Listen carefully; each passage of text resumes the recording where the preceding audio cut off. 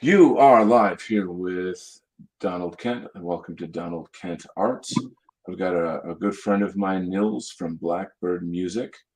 He's calling from Sweden tonight, so thank you so much. What time is it in Sweden right now? At now, um, 01:41, whatever One that in the is. morning, one Yeah, a.m. yeah. Oh, wow, you artist types, you stay up late, don't you? Yes, we do. Yes, we do. Awesome sauce. So, like, Nils is a really exceptional songwriter. I'm going to play one of his songs shortly here. But maybe you can just chat a little bit. I want to say hello to some people showing up here in the chat as well. Welcome back, Crusader 21. Great to have you here. Going to do some art stream today, but before I get started with my artwork, going to play a song by Nils from Blackbird Music. Let me share the screen here. Maybe Nils, you can talk a little bit about your music. Yeah. I don't know if I can see the chat, but um, I'll talk about music. It's the things that are on YouTube are sort of like mm, you could say B-sides and demo reels of Hmm. my work, along Mm, with some stuff that I find to be of good quality, but doesn't really fit into any project that I'm working on at the mm, moment. mm, Um, and then there are I have the major projects that would eventually be released once my producers are happy with it. I don't really give them a deadline or a time like it's finished when it's finished kind of deal. Um, hmm. so yeah, And you have that's what. producers. You have producers. You sound like a very important person.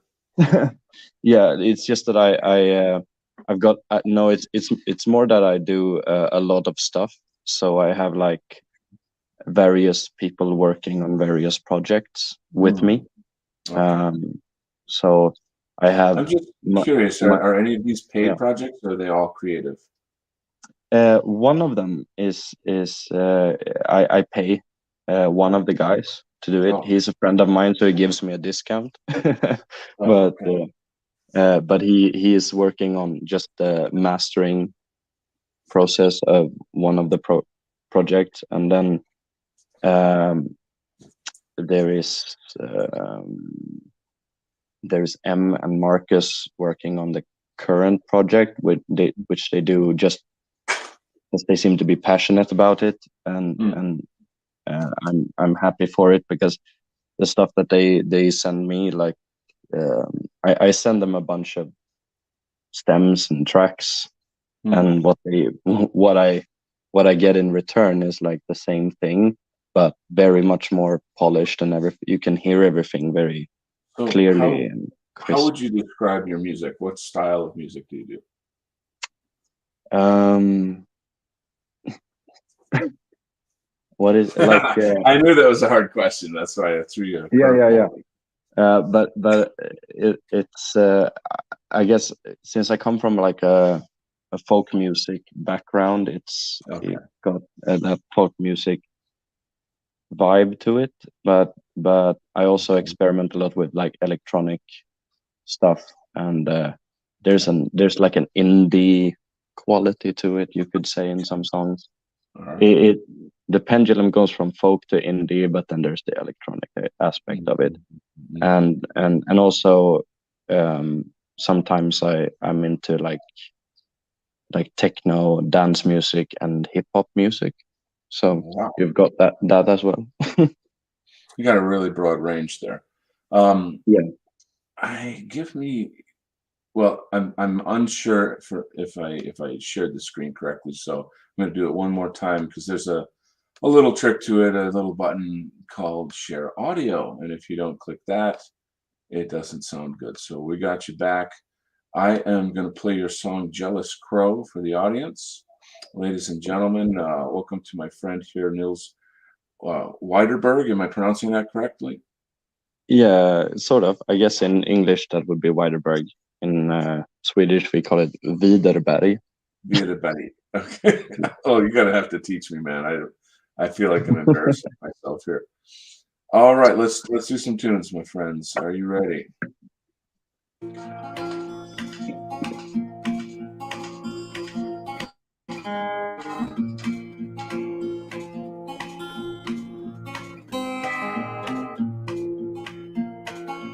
Cora, Cora, cried the crow from the bough of the linden tree. I've come to praise your beauty. Won't you open your window for me? Open your window for me.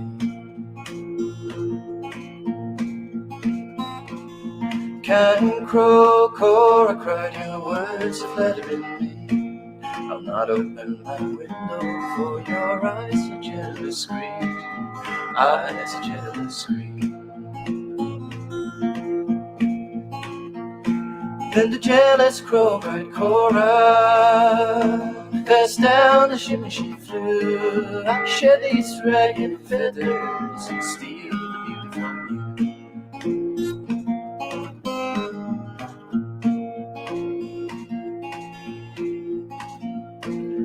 Mother, mother, Cora cried as she ran to the chimney creek. The crow has caught my ringlets, from my beauty she will steal. Beauty she will steal. Then the jealous crow cried, Cora, and an awful scream was heard. That's an aged woman flew beautiful.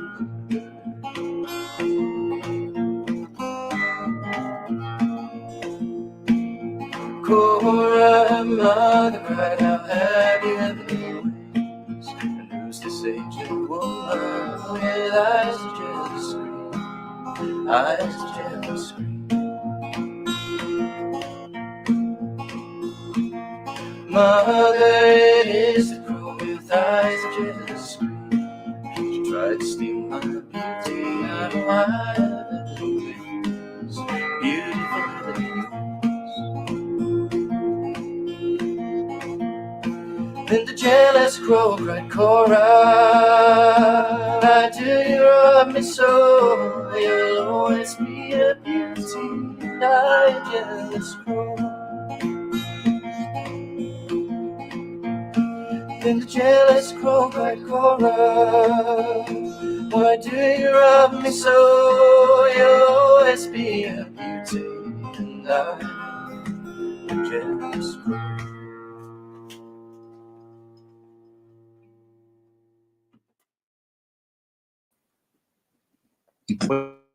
What got me was that sorry. happened on the Super Bowl. Sorry. It happened on the Super Bowl Sunday.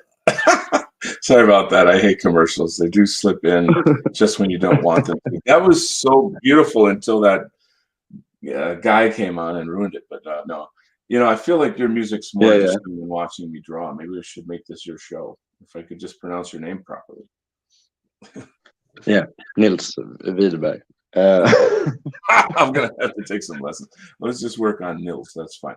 Yeah. Beautiful, beautiful song. I'm sorry the outro there was a little junky with the commercial, but very, very, very touching. This is the thing I like about your music. There's certain kinds of music that when you listen to it, it kind of forces you to stop. I think if you have any feeling at all and you're an aesthetically aware person, it just kind of makes the air hold still, and then you just you kind of go into that world of the music, and a lot of that music that you make is quite like that. I know you do quite a variety of music, but that folk stuff, it's I don't know, that specific song is very touching. So Yeah, I think that if it like I aim to do more stuff like that in the future, because like there is one album that I have out on Bandcamp, which I think is more, I guess it's more suitable for like background music, basically. okay. Because there's 10 tracks and I only sing on one of them.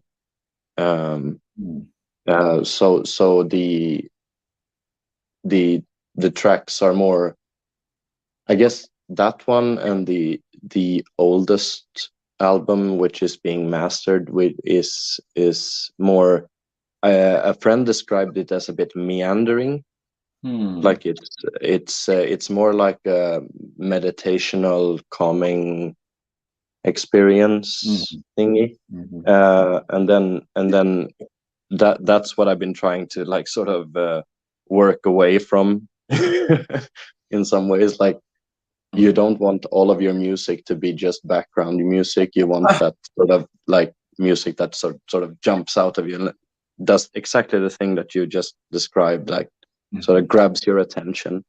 So I'm glad you're saying that about that one. Yeah, I mean, we've known each other a little bit on Telegram, etc., and I've enjoyed your songs, and so I'm wondering if maybe if you would like to suggest another one. I've got your website up, or rather your YouTube up here.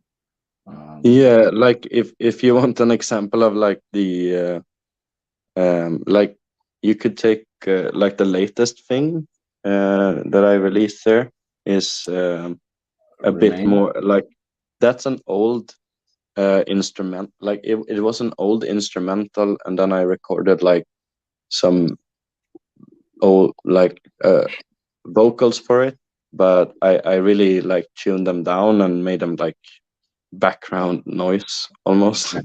Is it So the that's one? got more. It's called Yeah, Blackbird Remains. Is that the one? The first one? yeah. Okay. All right. That I'm gonna put us both on mute for a minute here, and I'll turn that on. that's got. Oops. I'm sorry. Cut you off one more time. Yeah. That's more of like the meandering part, but it's still like sort of acoustic-ish. Okay, Like, let's check it out. so- Let me just first say hello to some friends. We've got a couple people who have joined us here. Robert E. Pyle, Jay Lewis, thank you so much for coming. Nellis, my good friend, thank you so much for sharing the link. If everybody could do that, that just helps the show and gets the message out. So I'm Nils, I'll put you on mute and myself on mute, and we'll play some music.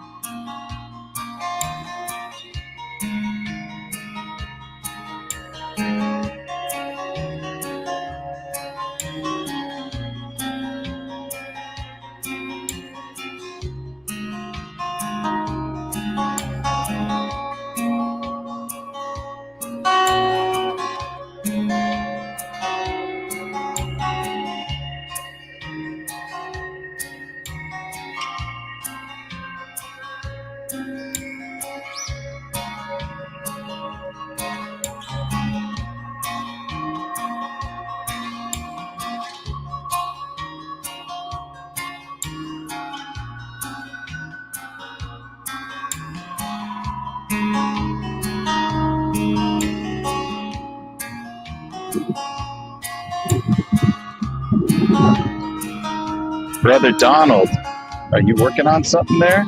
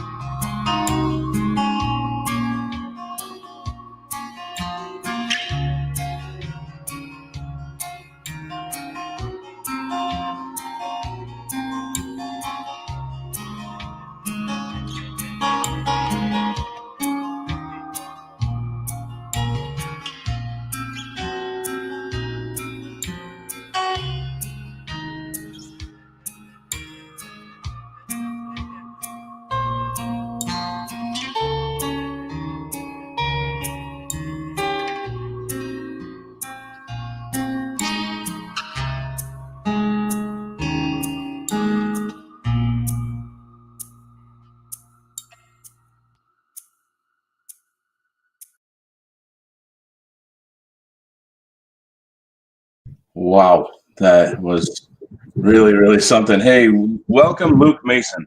So great to have Hey, you. it's good to be here. How you doing? Is my Hello. audio coming through all right? You seem to be okay. You sound okay. This is my Okay. friend Nils, and Nils Luke is a phenomenal musician. Hey, thank you. One of the old guard of the White Art Collective. Luke and I played live together at the White Art Collective Music Festival, the first music festival. So Heck yeah, it was a lot of fun. that was awesome. Yeah. Nils, tell us a little bit about that song. Like, what's going on there? You're really taking us into another world there. um, so the the instrumental was Yeah. recorded. I can't remember exactly when, Mhm. and I had completely forgotten about recording that, and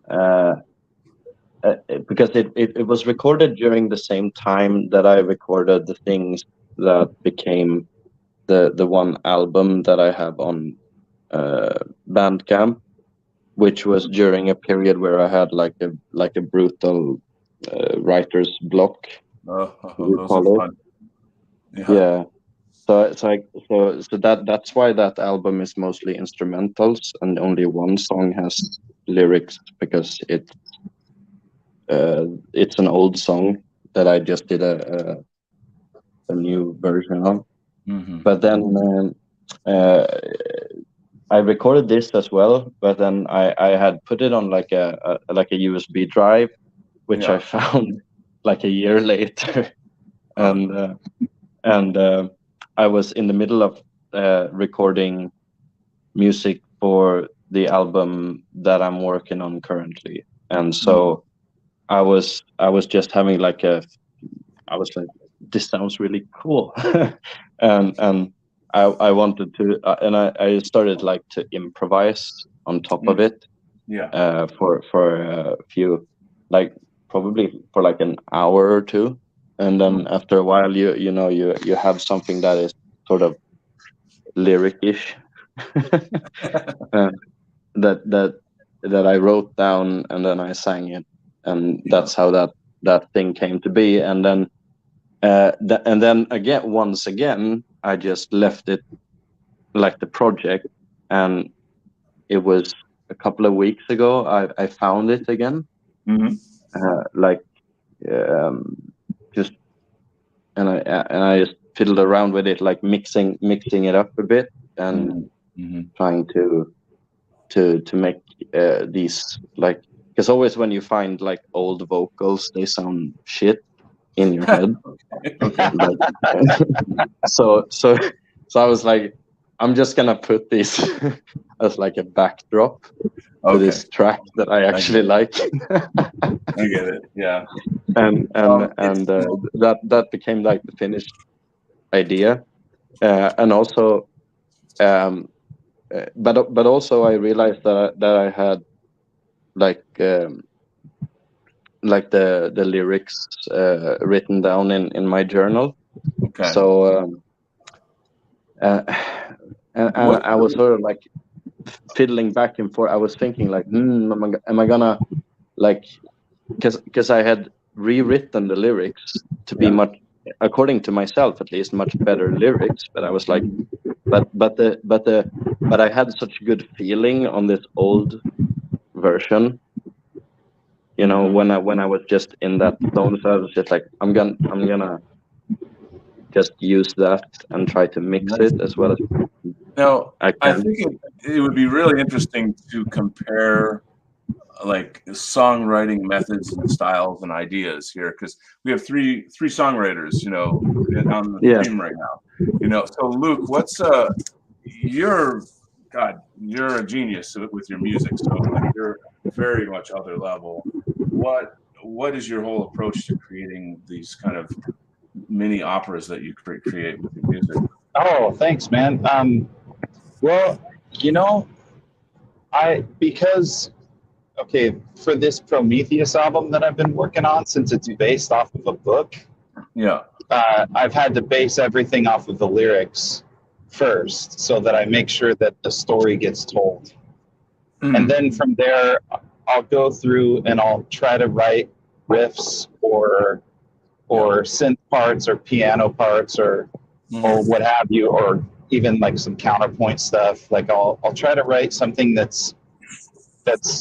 sounds good with the words and that fits the mood of what's being conveyed. And I just kind of I chunk at it from there. Hey, yeah, Nils, I really enjoyed your instrumental, dude. When I first started, I have an appreciation for that genre, because when I first started, this is something I've never really talked about, but when I first started writing music, I wasn't a singer. And so I did everything instrumental, and that's all the stuff I listened to. And what's weird, you're going to think this is odd, but I was like really into new age music. So I was listening to like Yanni, John Tesh. Wow. Oh gosh, I can't remember that name.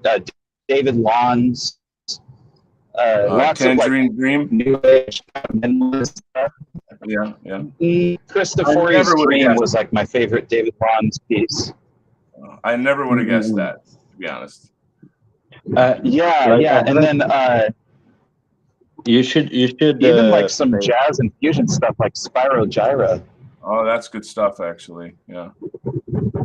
Yeah. You should play one of the songs because I haven't gotten the opportunity to check your stuff out. It's your turn, man. I gotta put you on screen now. We're gonna have to play a Luke Mason song. What song would you recommend? Something from Prometheus? Yeah.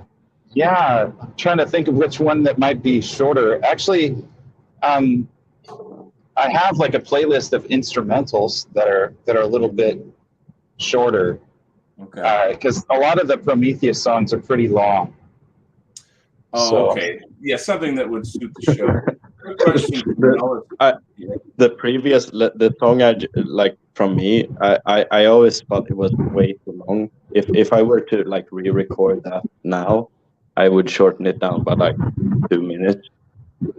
Definitely. But it like the instrumental was sort of left as it was when I found it. So I thought, either I could do the sheep thing of just fading it out, or I could just keep it out, keep it the way it is.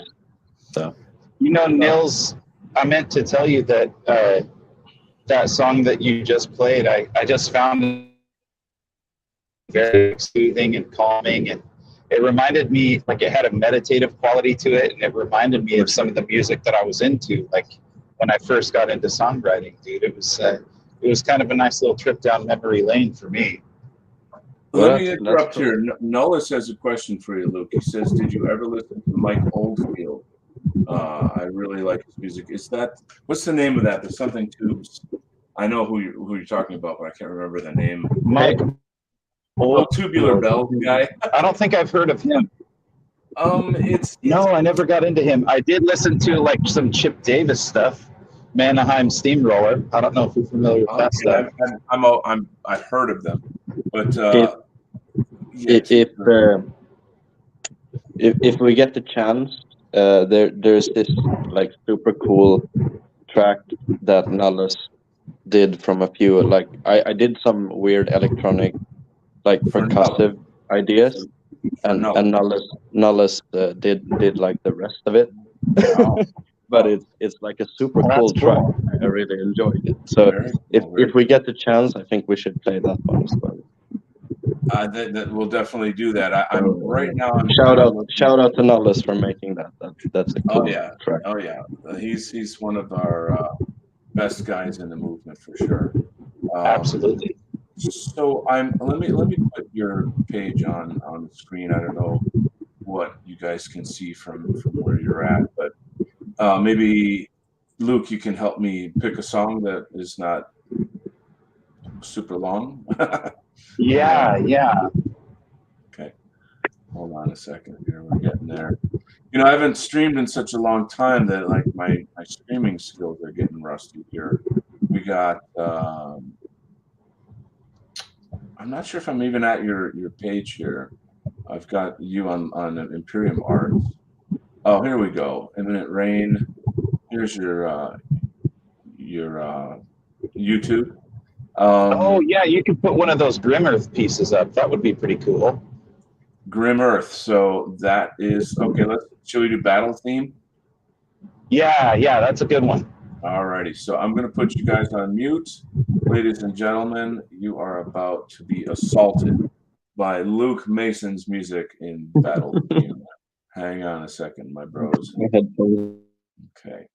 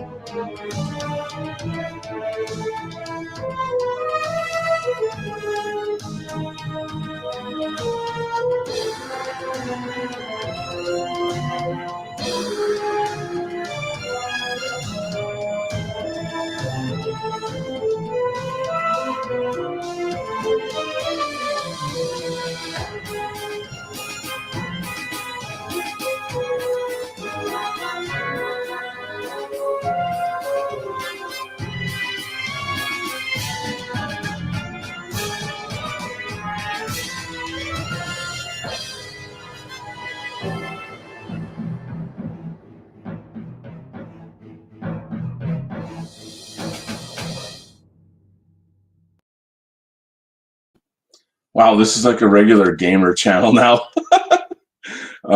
That's pretty funny. That's pretty cool, dude. So that's wild. You do music for like video for gaming, essentially. I gotta unmute Nils here.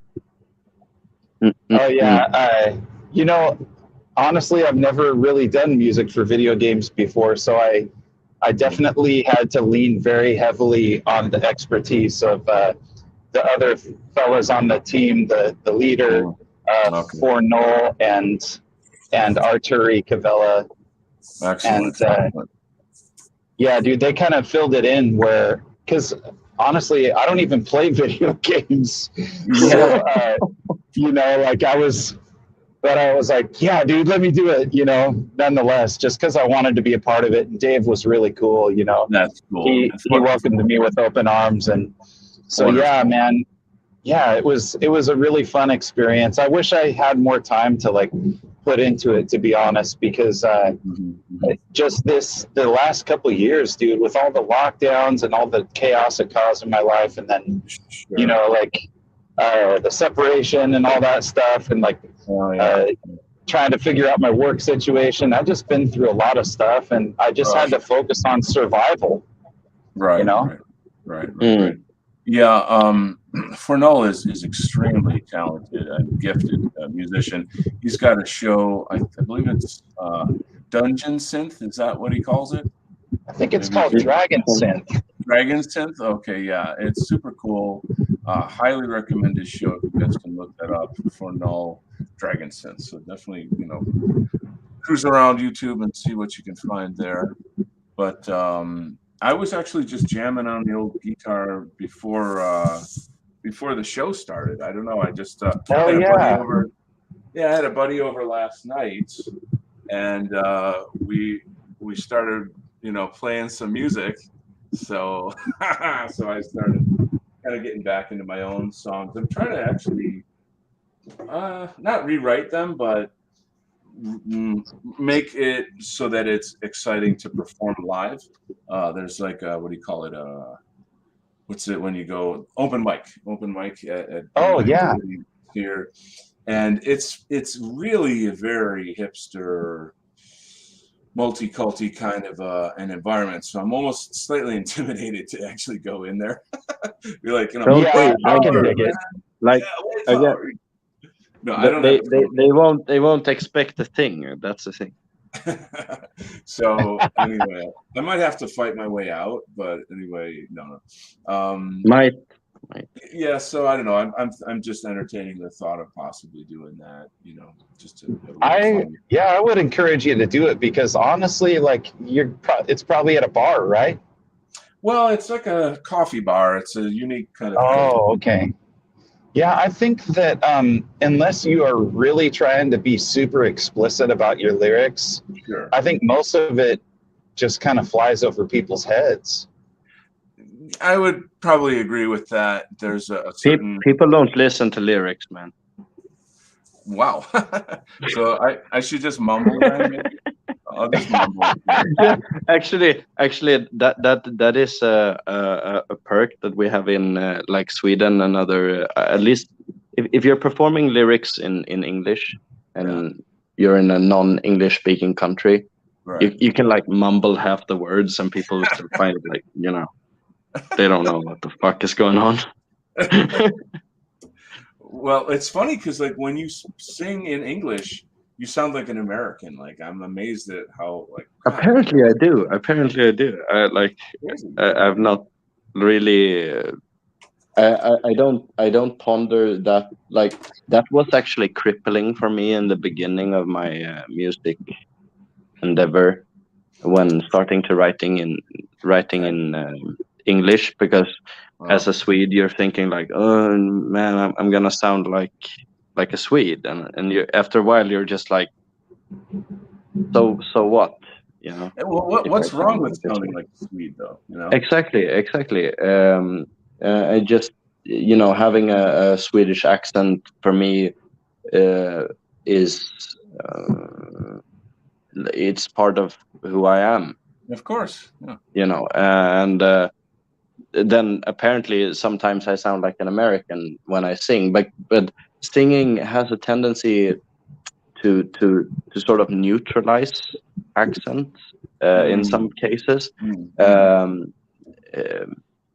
For me, sometimes I think it's difficult to see, like to hear the difference between like if I hear English singing, just hearing the difference between like a person can sound like really, really Irish or Scottish, but then when they sing, they sound like they could be from like South London or some, or from America or something like that.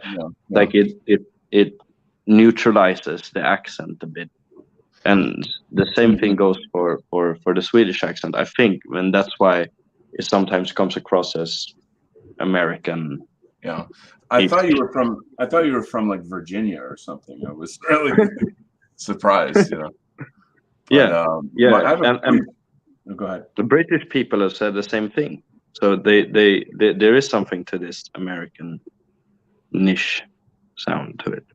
It's fascinating to me, because I've heard various songwriters, singers, and then they start talking, and then next thing I'm like, what? Wow, this guy's he's got like a Cockney accent or something. How did that happen? I just want to welcome a couple friends that have showed up. This is one of my best buddies here, Flash Gorgon. Just can't say enough about this guy. He's a huge inspiration to me, a brilliant artist and a brilliant man, and we definitely need to get him on the show like sooner than later, and maybe feature some of his new work. He creates great memes and such. So it's great to have him in the house here. I don't think I said hi to Jay Lewis quite yet.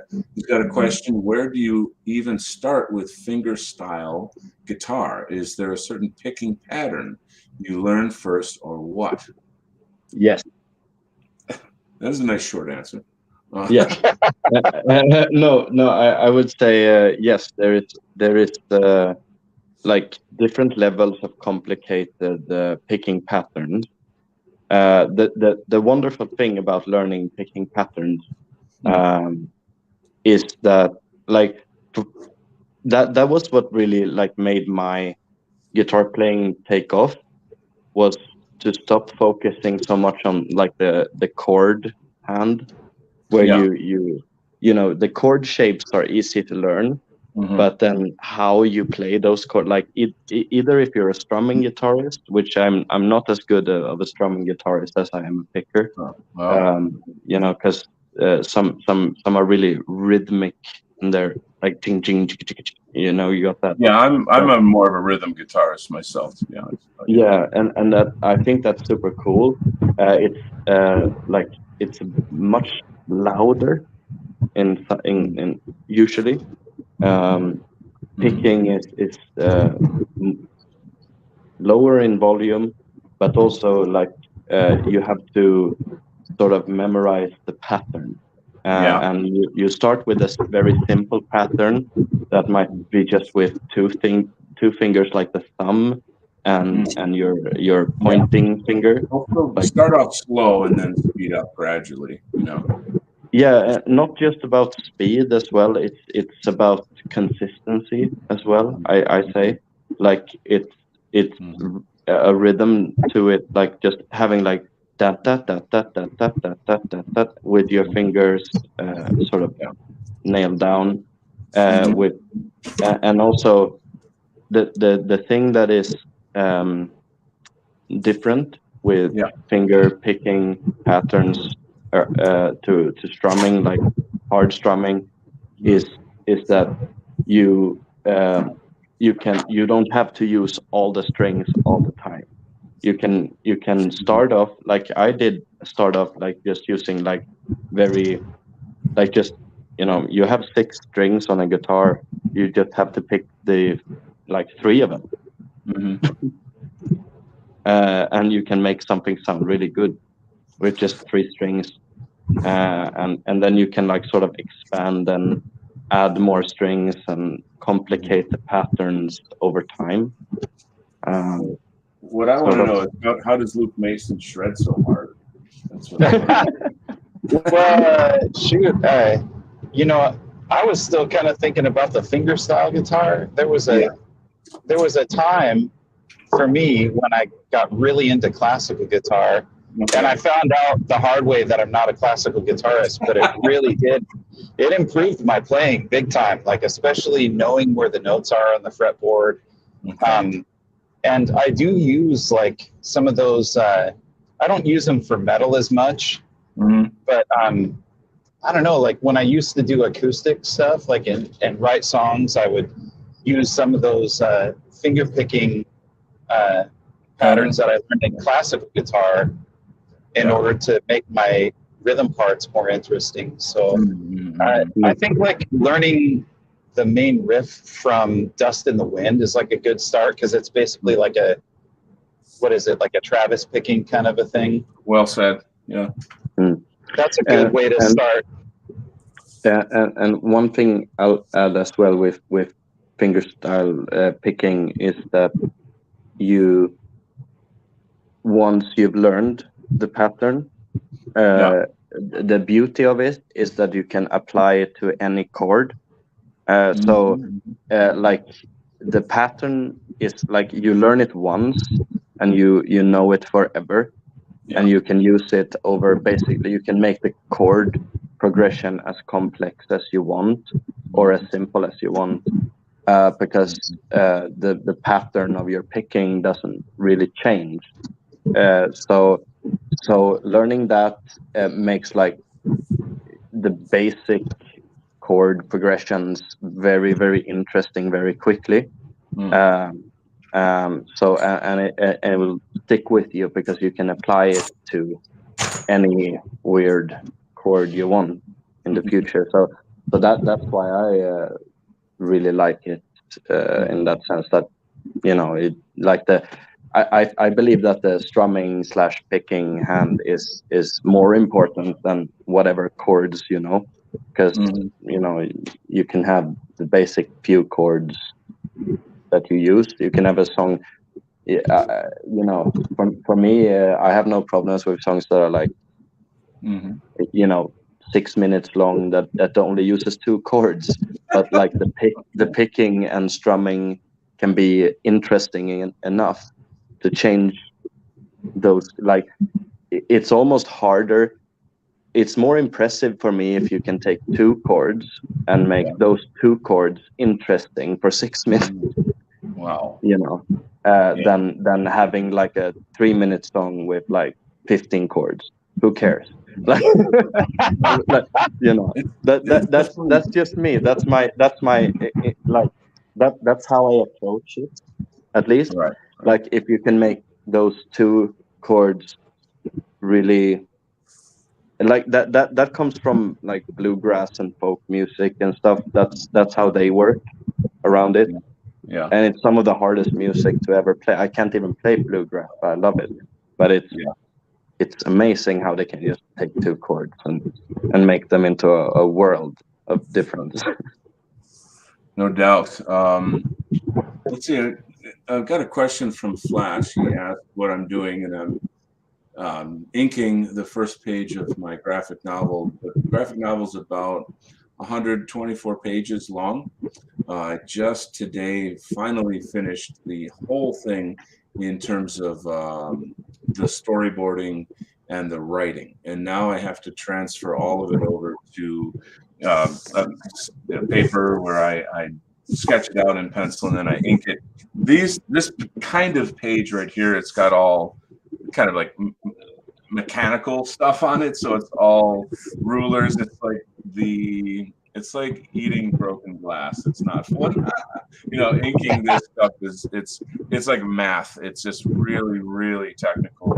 I like to, ink people fighting and like that. That's more fun, But you have to. It's all part of the whole world, Where I have the scene starts off with this satellite that shoots this building and blows it up and kills all these, essentially the main characters. And then it goes to a flashback of everything that happened that day leading up to that moment. And that's issue. Spoilers. Yeah, spoilers. It's just a kind of a narrative device. And what's driving me crazy is this is 124 pages, so it's going to take a very long time to get the whole thing out. I'm going to publish separate issues of like 22 pages each. And then, I'm thinking actually of even giving away the first issue just to help market it. But the story is this amazing transition from a kind of a normie conservative superhero who goes full far dissident right and all the processes that happen in between. So it's just too big really to explain in words, but I'll just carry on here. Robert E. Pyle says it looks like a drawing of a satellite up, and that's precisely correct. But it's got a kind of a symbol on it here that people might recognize. There's a lot of Easter eggs in the story where I have a lot of symbolism that appears throughout the story. There's the dude that's like pressing the button to like shoot the laser. He's got the symbol on his ring. So a lot of times you don't tell the story, you show the story.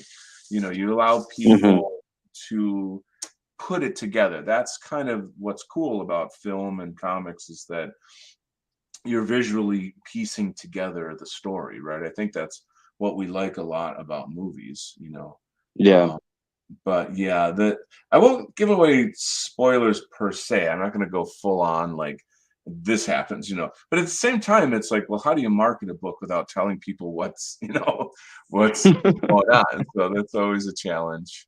But anyway, so yeah. Now, Mr. Mason, you do like, what would you call your music? Hard rock, heavy metal? I would just call it. I think it kind of fits into the genre of what they would call new wave of traditional heavy metal. Okay. So, I mean, It has different flavors that I've thrown in there. There's been times when it sounded more like synthwave. There's been times when it sounded more like Iron Maiden, like old traditional metal. There's been times when it sounded more symphonic. Yeah.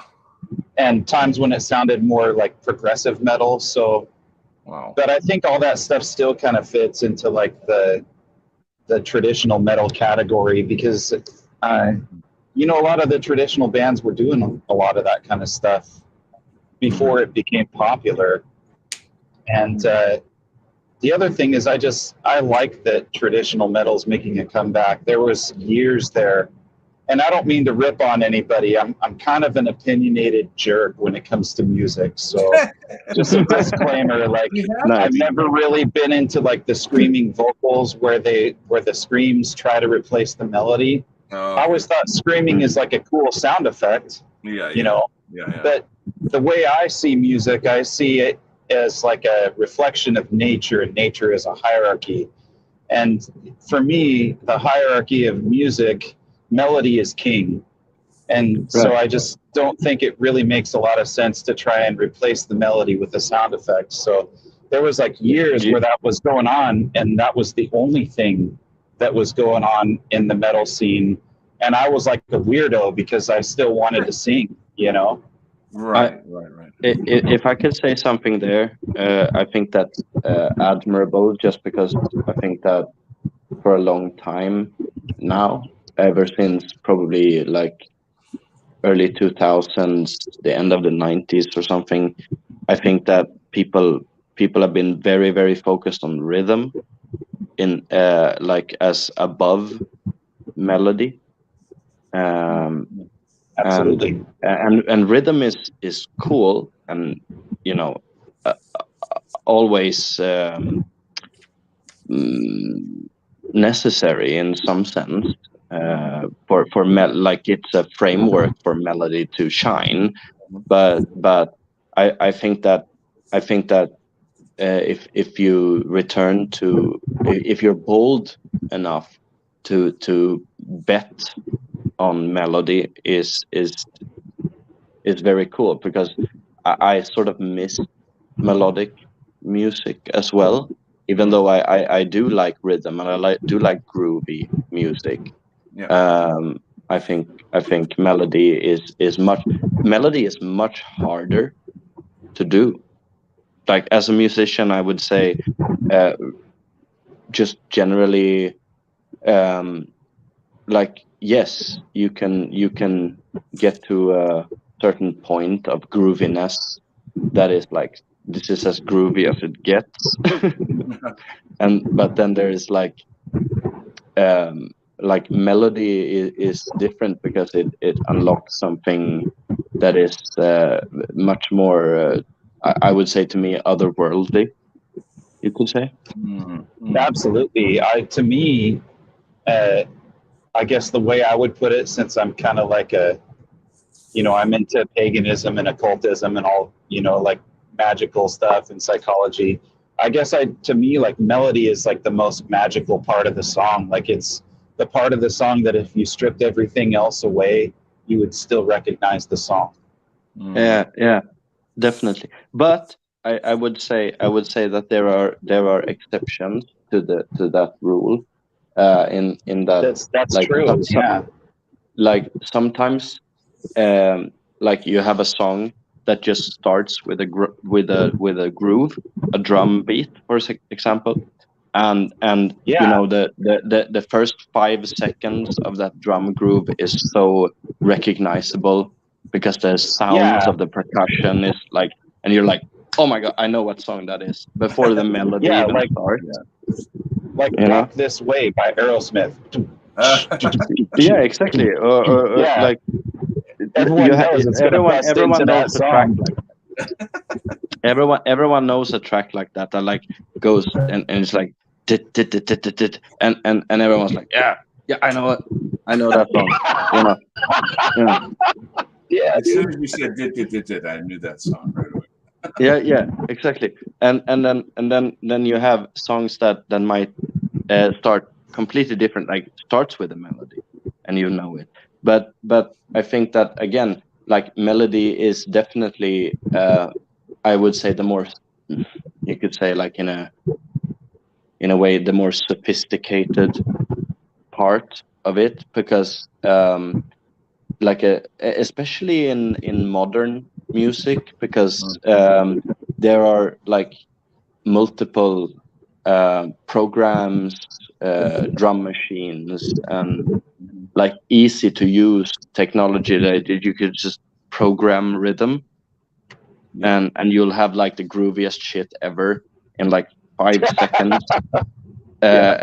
you know, but like a melody is still something that is hard to obtain, and something that is very you need to sort of search for it and look for it, and you need to sort of think about it in a different way.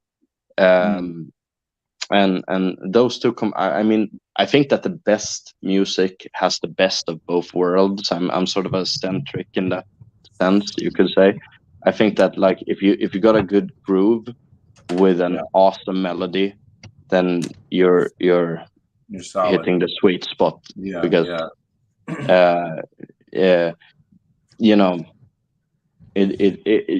you've got the best of both in that sense. But of course, then there is some music that is like, I like some music that is completely what is it called, atonal, like completely like rhythm based, like just percussion, and because it's got what happens is it has this hypnotic effect, where there's just a repetitive rhythm, and you go in, you can almost like allow yourself to go insane for 5 minutes listening to this thing. Like I go dancing to house music. I go out to like house clubs on the weekends when I can, and it sounds, I think to some people it feels very repetitive, but it's not. You know, there's aspects to the music. It depends on the DJ if they mix it well, etc. But it's actually the repetitiveness of it that gives it the form, and in some way the like the sexual power and all that kind of stuff. It's that sort of thrusting kind of, you know, energy that it has, you know, and and so long as the DJ changes it up every, you know, 30 seconds to a minute or something, because you have these DJs that'll play the same beat for going on 3 to 5 minutes, and you're like, Jesus, how do you like, do this and not know? It'd be like me playing the same chord over and over and over and over. It's like here I would say I'm the opposite to you, Donald. All right. Because I was, last time I was at the club, like the DJ was, I guess in your case then, too good for me. Okay. All right. Because he was switching it up all the time, and I was like, come on, let me get into the groove, you know. Yeah, you want to get into the vibe of a certain thing, and then like exactly. If you play a digga digga digga digga digga digga digga digga digga, I want to be able to like find myself in that groove, and on the dance floor before it switches up, because if you switch up too quickly, you don't really get to adjust. I totally hear you. I think that DJs have to read the crowd more. The one thing, because I know a bunch of DJs, and like they're all super selfish. They're just like, you know, they do what they want, and don't, like, the most taboo thing ever is to try to request a song. They're like throwing out of the club if you ever did that, you know. You never request a song. Yeah, I mean, it's just not part of the scene or whatever. But I'm always feeling like, you know, we're here to have fun. You're entertaining us. If you're not like interacting and feeling out the crowd, then like you're pretty much crap in my eyes. So, yeah, that's what I felt about the last DJ I was dancing along with. He was just sort of switching sounds because he felt like switching sounds. All right, you know, whatever. Yeah, and you're like, if you feel like oh shit, now the crowd is going crazy. Yeah. Then you should probably keep that for a bit longer. Yeah, you know. It's like such common sense, but people just don't have common sense. So I'm definitely coming to Sweden then, and you and I will go out and have a good time. Yeah, definitely. I would love that. I want to go to Sweden. If they could ever make it, let's all go. They could ever drop the vaccine requirements. I don't know. Maybe they have. I'm a little. We have already. Like it's fine. And really, it's like it used to be. Everyone's allowed. Oh, really? Okay. And that's good news. That's Even great. on planes and stuff.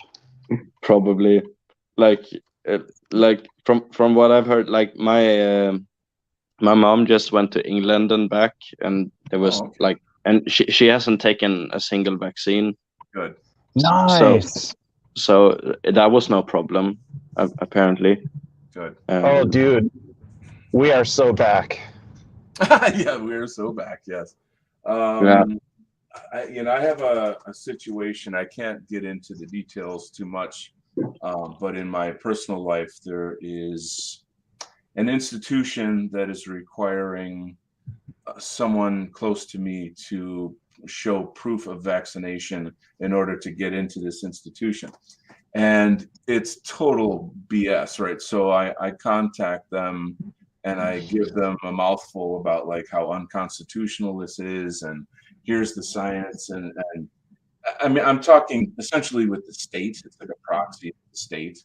And so, you can imagine some wiener behind the screen that's something like, I just take orders, that kind of like some Karen or thing like that. Whatever. I know I'm not supposed to use Karen, whatever, but you know what I mean, like some kind of NPC, I guess.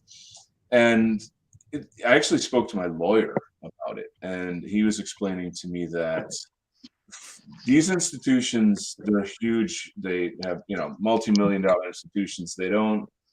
You're not going to discuss like human rights with them. They don't, that's not how they operate. They don't care. Yeah, everything's legal, like, so if you can sidestep the legalities of it, they're happy that you can, because they don't want to fight. They don't want to like spend money and time and have like, because I would definitely contact the news and say, this institution is doing this, against my constitutional rights, blah, blah, blah. But he was saying, take the religious exemption. And so that's something that's just vague and unmeasurable as far as their corporate minds go.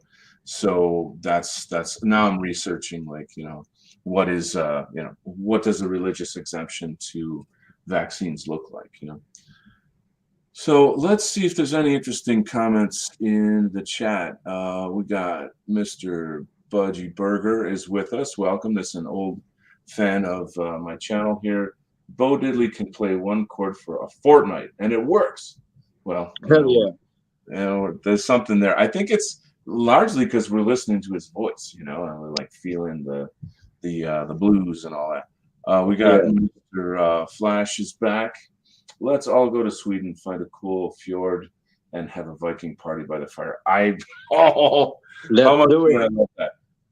Hell yes. Oh, so have some lovely blonde ladies with us. Oh God, I'm not coming home. I'm not coming home. Yeah. Nellis and I'm sure he doesn't mind me saying this. We've been talking for a while about doing a trip together to Europe, and visiting all our favorite White Art Collective friends. Nellis speaks different languages and blah blah blah. It's his thing. He's got experience in Europe, so it'd be great to have somebody like that, right? And plus we're super close buds. It would just be like a good time. But first we got to see Jack White in Ireland, and then off to England, where we got a bunch of friends. I'd like to, hang out with Mark Collette, Jody Kay, see what's going down. And then definitely France, where we'll hang out with my good bud Flash. And then, after that, who knows? I guess it'd be up to Sweden. I'm friends with Kai Moros. Do you guys know Kai Moros? So I'd go visit him in Finland.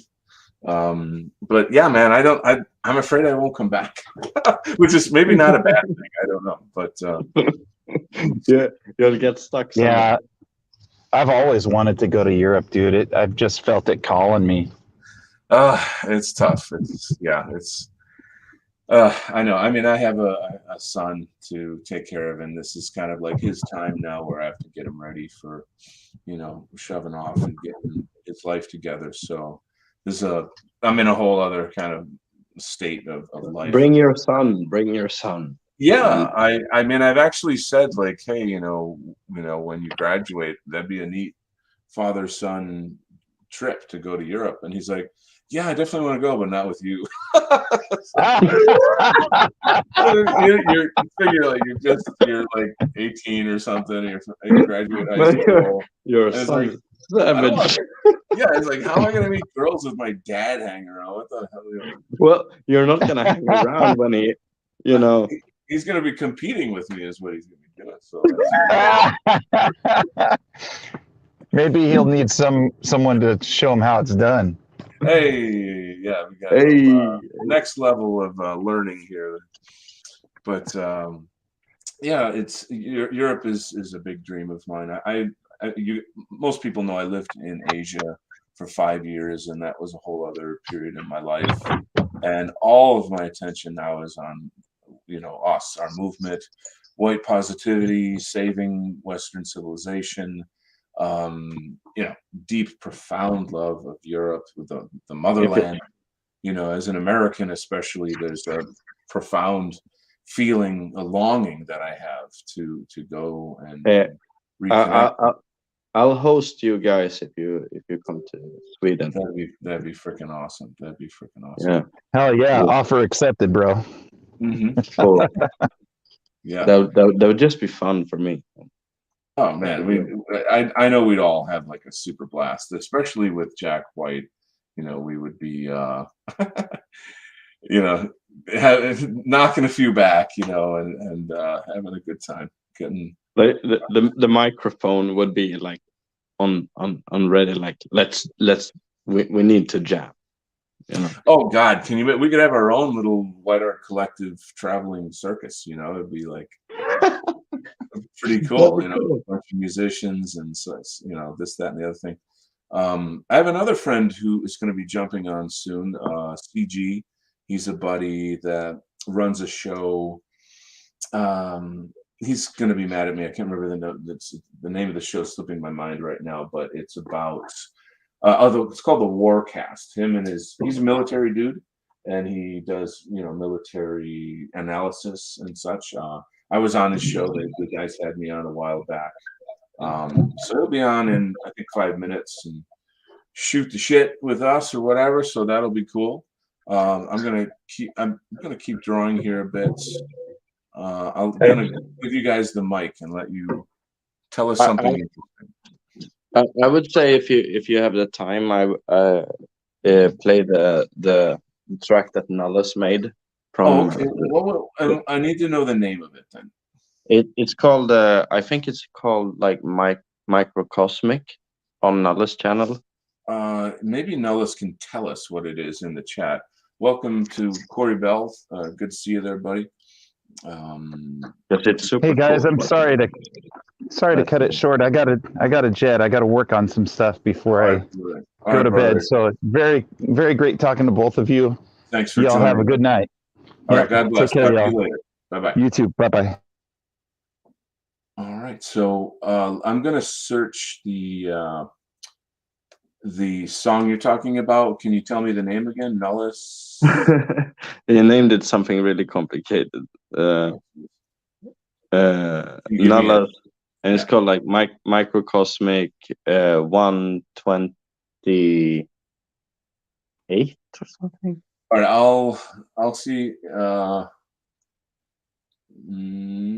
It's on his channel on YouTube. Let me go to his channel first. Yeah. Nullus, It's on his channel, definitely. So. All right. I actually was just revisiting his show. He's got a show called Conversations with the Wind, and just got back to that recently. There's just insanely awesome stuff in there. Irradiated Arkham by Nullus. Is that the one? I don't know. I'm trying to find it. There's a lot of stuff in here. Actually, there's something that Nullus and I did together, which is it's kind of a multimedia piece. But if Nullus could tell us, I think he's in the chat. Like, what do you got here, Nullus? What's the name of this song? I think that was with Hollandier. He used my poem for the song. Hollandier. Oh, looks like Nils dropped out. I guess he had to go, or I accidentally clicked him out. I don't know, or probably his phone died. That happened. Oh, the song's called War Report. I'm sorry, I didn't catch that. Let me look it up here. Hey, we got my buddy's back. Oh, I can. All right, there you are. All right, we got the name of the song. It's called. Oh wait, no, he's talking about my friend's show, War Report. We're kind of off here. I'm sorry, guys. This. We're sort of all over the place. But let me try to find a song here. I'll tell you what. If Nellis can tell me what the song is, I'll play it. But otherwise, I'm just kind of like floating around here trying to figure out what's going on. So, once you guys give me the name of the song, I'll look it up. But in the meantime, though, I do have a really, really amazing project that Nellis and I did together, and I'm about to play it for you in just a moment. It's a kind of a multimedia piece. We lost Nils again, so this will be a little time to play this other piece for you. Just give me 1 second and we'll put it up. Oh, I apologize, guys. I know it's, when you haven't been streaming for a while, then like you kind of forget how to do it, and we got to do it one more time. So StreamYard has this cute, tricky little button that if you don't hit the share audio button, you're going to listen to silence, the sound of silence. So peaceful. So here we are, ready to rock, and away we go.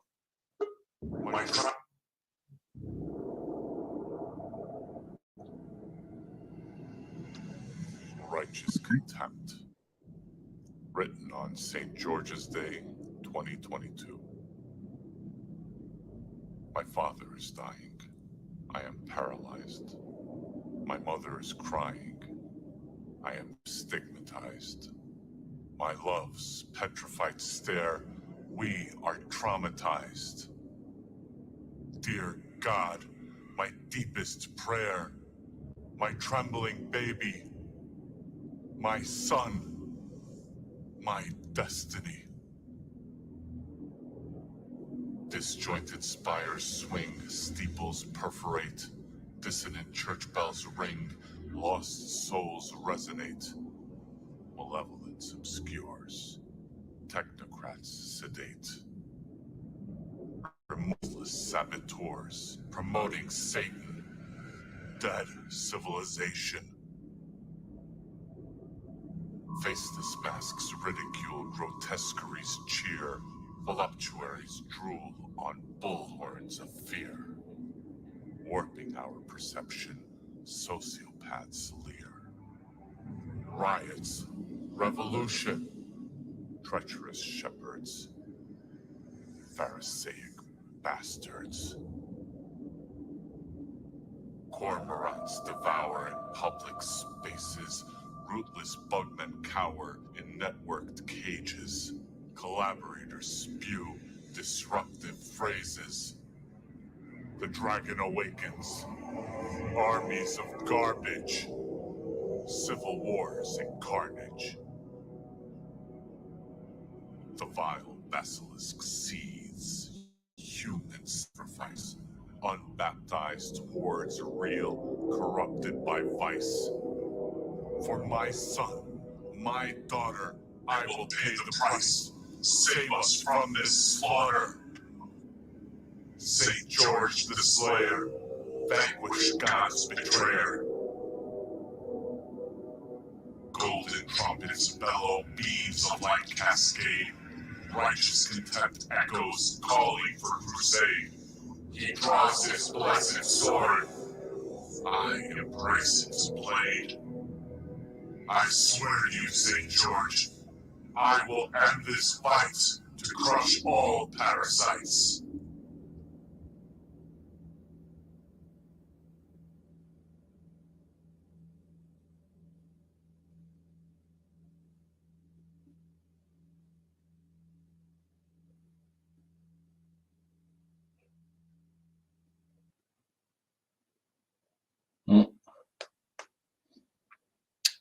Wow. There you go. So that That is all really cool. I guess the audio was a little low. I hope. I mean, was it too low or just low? I don't know. No, I think the background audio perhaps was a bit low for me because I'm on my phone, but the dialogue was clear. Okay. Yeah, I would love to do more stuff like that. Again, the focus is this graphic novel. It's going to be locking me down for like a year, and I've got all kinds of job offers that I'm turning down to do this. You know, that is admirable, though. I've got to say. Well, I have my own vision. I have my own stories. I have my own ideas, and I love doing work for our people, for our movement. That's glorious. I enjoy that a lot. But I feel like, you know, if I need to start producing my work, you know, and creating a body of my work. So, and I Oh have yeah. so much, yeah, I have so much to add and do. Let me look through the chat here. There's been quite a lot of talk here. I sent to you. I found the song, by the way, on. I sent it to you on Telegram.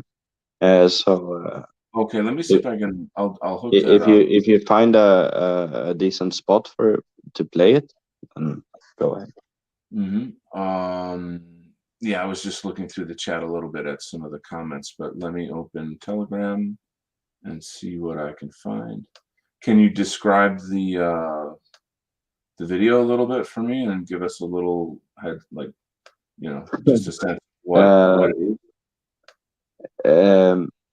I don't know. I think Nallas put it together through like different footage from old retro, like Okay. what was it, like nature documentaries and stuff like Oh, that. okay. All right. And I think it was really cool video. I I was really impressed actually when he made it. What impressed you about it? No, it was just the how well it fit, and how like the movement of the footage was either I sync it up in my head or I feel like it was really like well synced up with the music. Right. Well, I'm about just to play it. I'm about to play it right now. So hold on. Okay, there it goes. I was like, my hand hovers over my computer and I accidentally click things. Anyway, so we're going on mute and we're going to play this for the audience. Let's enjoy. It's Nullis for Null, and I don't know. We'll just play it and you can talk about it. Whatever my name is. No, Nils. I just hate. I hate embarrassing myself by saying your name like so horribly wrong. You know, Widerbird, Widderbird. It's no English. worries, man. There's Okay. no worries, man. All right. People can see it on the screen. It's okay. All right. I'll tell you what. We just a quick hello to our buddy here before I start the music. Welcome, GC. How are you? Hey, buddy. How you doing? Oh, good. So we're just about to play a tune here. This is my man Nils right here, my guest. Yeah, we've got GC and Nils in the house. Going to play a song, and so I'll put you guys on mute shortly, and then we'll get back to the action. Hold on.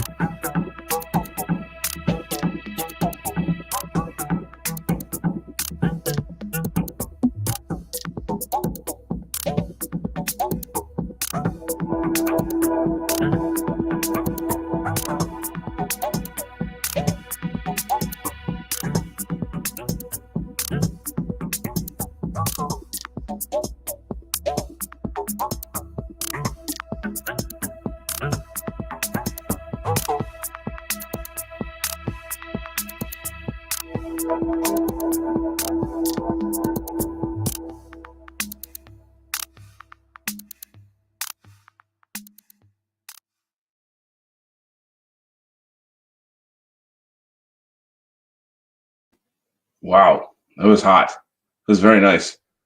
Let me get you guys back on. That's I'm telling you, there is so much talent in the white art collective sphere and the white positive sphere. It's insane. If we had like $100 million and we could create our own TV channel or movie studio or record label, we would kill it. We would just kill it. So like, whew, just great stuff. Yeah. So let's welcome GC to the or CG Christmas Good to our show here. How you been, brother? What's new? Just got back from the woods. Nothing. Yeah, I just got from the woods. We're doing some stuff. Nothing really new. Just been grinding it and doing our show as usual. Let's see here. Give you a shout. Well, let me give a quick shout out. Corey Bell, thank you so much. He's just commenting on listening to my song "Some Days Today." People love that tune. I need to get more out. But tell me more about your show. Or give everybody a little quick look. Yeah. So we talked, I think, last week or so. Bad garbage. So the show I do, we have a modest network of 3 shows. I spearhead one of them. It's called the Warcast, and the network is called Radio Ruin. Pardon me. There is a Saturday night movie night, a Sunday night shit show, which is on Odyssey. This is on Odyssey. And then I do the Monday night Warcast, and we focus on that show on the Ukrainian Russo War, or Russo-Ukrainian War, whatever you call it. Yeah. Our specific insight, I guess, is pro-Ukrainian with a focus on the nationalist perspective there. We've done deep dives on the Intermarium from their point of view through academic research, as I've researched backwards, basically. Did an interview with the guy from National Front, which is the political organization of the Azov movement. Wow.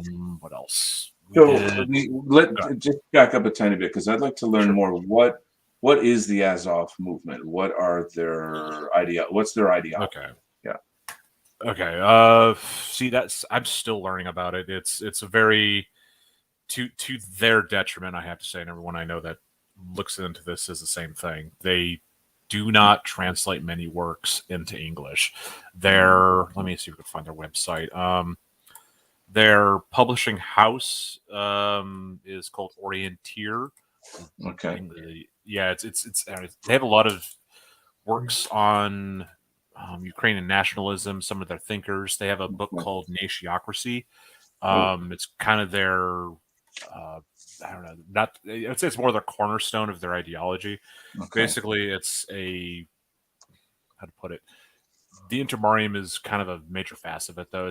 In essence, it's a multifaceted movement, but the specific points of it being political is that every nation, ethnic body is able to achieve their fullness of their own destiny with respect to everyone else around them. And the highest political organization of that is the nation state. Okay. But there's this federalization, I guess, of all these nations into one body, a common defense pact economically, and this sort of thing.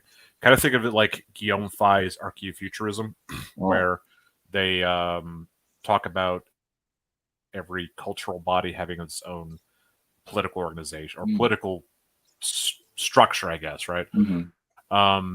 This is actually specifically quoted by Eleni Semenyanka, who is their meta-political thinker in essence. She's in charge of Plemen, which is their think tank. I mean, they have engineers working on a few things. It's a very multifaceted movement, but again, everyone focuses on Azov because everyone likes fighters and everyone has an idea for aesthetics, and they definitely have their own aesthetics. So, what is it about them that is meaningful to you that you follow or support? Well, me being of a military background, there's a certain commonality there and understanding of their training, mental state, headspace, whatever you want to call it. That, and coming from a revolutionary perspective of American politics and as a white nationalist, I see a lot of commonality in their struggles between ours. Reading the recently released book Foreigner Group by Antelope Hill and their own book called Valhalla Express, released through the Azov Civil Corps Library. Wow. Specifically, Valhalla Express talks about how they evolved from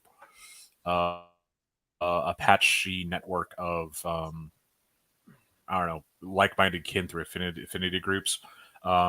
He talked specifically about how they defended college students from Pajeets and niggers at Kharkiv Technical University. Yeah, seriously, like if these rape cases come up, they would be the guys to go in and fuck up the local shitskins for touching their women. Wow. Yeah, stuff like that. And then when Maidan happened, they, after the students got shot at and beat up by the Berkut, they formed the People's Protection Units and took over a building. I think that's actually what they still have as their Cossack house right now. Okay. Anyway, yeah, that's a whole different story. But Wow. As far as the appeal, I see a lot of parallels between where we are at and where they were at. Okay. So for me, it's also a learning experience every time I delve into these guys. Yeah. To a possible road for us to follow behind Okay. to achieve some modicum of political power, because Yeah.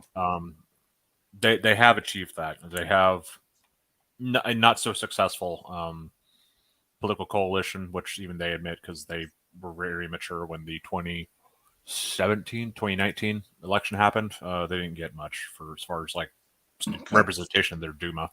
But Arsen Avakov, who was the interior minister, was connected to them, and he actually gave Azov the T-64 tanks that they requested. So, quick, small reminder: we're not on Odyssey.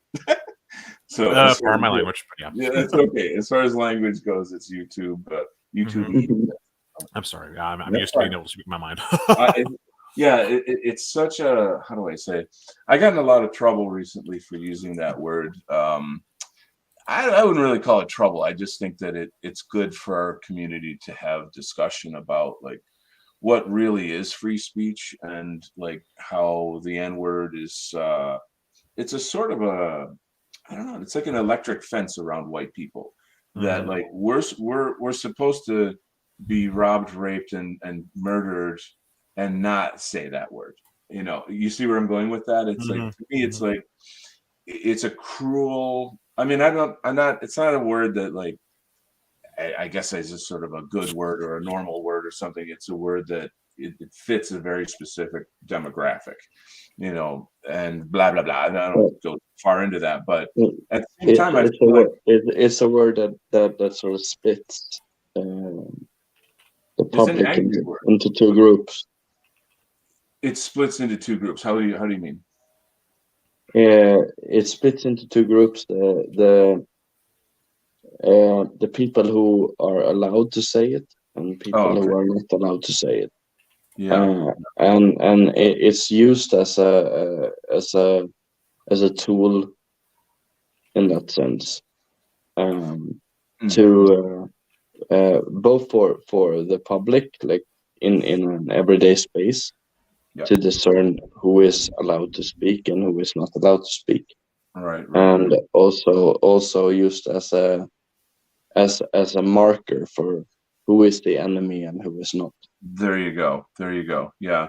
See, this is kind of what I'm on to with this topic is, I don't know. It's just another frontier to break down. It's another wall to break down. And it's not the word itself. It's the mental prison that goes with it. It's the idea, like I'll give you an example. I was talking to a friend recently, this buddy I spar with, and I was saying like, I went out with a friend and it was in this bowling alley. It's a family community location, very, very, very safe. And recently there's been a lot of people of color coming in there now. They're like invading basically.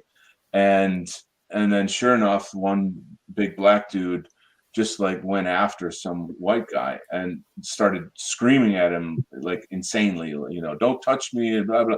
And the white guy was like, I'm sorry. just being a normal civilized human being. And the black guy's like, "Oh, I got something for you," and then he walks out of the room. My friend knew not to hang around, like when he comes back, he's going to be pulling a gun or a knife or like, what do you mean I got something for you? Like, that's total ghetto shit, and like, this is a freaking family environment. It's like a restaurant bowling alley in a white neighborhood. And so I got furious about this, about like how they're invading my community, and then they're bringing their shit in, and I used the N-word, on Twitter, and then boom, like got attacked. I actually love the people that attacked me. I think that they've got a point, and they've got a point of view, and a mission, and blah blah blah. I'm not counter signaling them, but I used this as an opportunity to say, you know what, like, this is a sick, cruel kind of anti-whiteism to be to be, like I said, robbed, raped, and murdered in huge numbers, and then not be able to talk about it. And like, I was trying to express to my friend, that my sparring buddy, yeah, this is something that happened the other day, and I'm really upset about it. And so here we are sparring, and I'm kind of practicing my martial arts for the day when I'm the guy that gets the shit, And I try to just tell him plainly, there's black people moving into the neighborhood. Oh my God, the backflips and the jumping through the hoops and the explanations and the economics and the blah, blah, blah. Whites are so brainwashed. And I feel like if we could use that word openly and freely, but appropriately, in a way, that would be a kind of a, like, breaking the brainwashingness. Like, no, stand up for yourself. Stand up for yourself. Don't. I mean, it's sickening to me that people can brutalize us so horribly, and we can't express anger about it. Well, it's this whole discussion of like calling out, like calling a spade a spade. Like there's a saying in Sweden, like calling a spade a spade. Like, you have to sort of call it what it is. You have to put the right words into what you're saying, basically, because if you don't, then you're talking around the subject. Yeah. And talking around the subject matter becomes an issue in itself, because that makes it impossible to address the problem. Exactly. You're nailing it. That's exactly what I'm talking about, is that as long as you can't talk about the problem, you can't fix the problem. And that's in like so many aspects of life, like I don't know, feminism and gender and this and that. And the other thing is that the left is always changing the definition of words. And so everybody's confused, and we're all familiar with these things, but like, well, words are a social construct, and language is a social construct. So it's not really real. So, according to their logic, it doesn't really matter anyways. Wow. What's GC? What's your take on all this? Language. I don't know. I tend to think that ideas have to have a name or a label to them to really have any impact on people's thoughts. I mean, you can speak several languages, and you only learn the idea if you know how to speak the language and know the experience through the culture of the people. Like, a case in point would be the name of, well, there's a certain type of speaking in Russia. I forgot the name of it, but I'm not very good at Russian. But it denotes the acceptance of speaking lies about the current state of affairs for the sake of comfort, basically. That's why corruption and stuff like that is allowed to go on, because the perception of strength is more comfortable than the truth of the weakness behind the corruption, right? Oh, God. So, I mean, it goes both ways for Ukraine and Russia, right? But there's a certain idea of if things are spoken about well, then the problem doesn't need to get fixed because the problem isn't known about. So, but that's kind of an European idea, to be honest, in my opinion, because we speak truth at the expense of face. That is speaking face at the expense of truth. And we're kind of seeing that bear out at the fruits right now.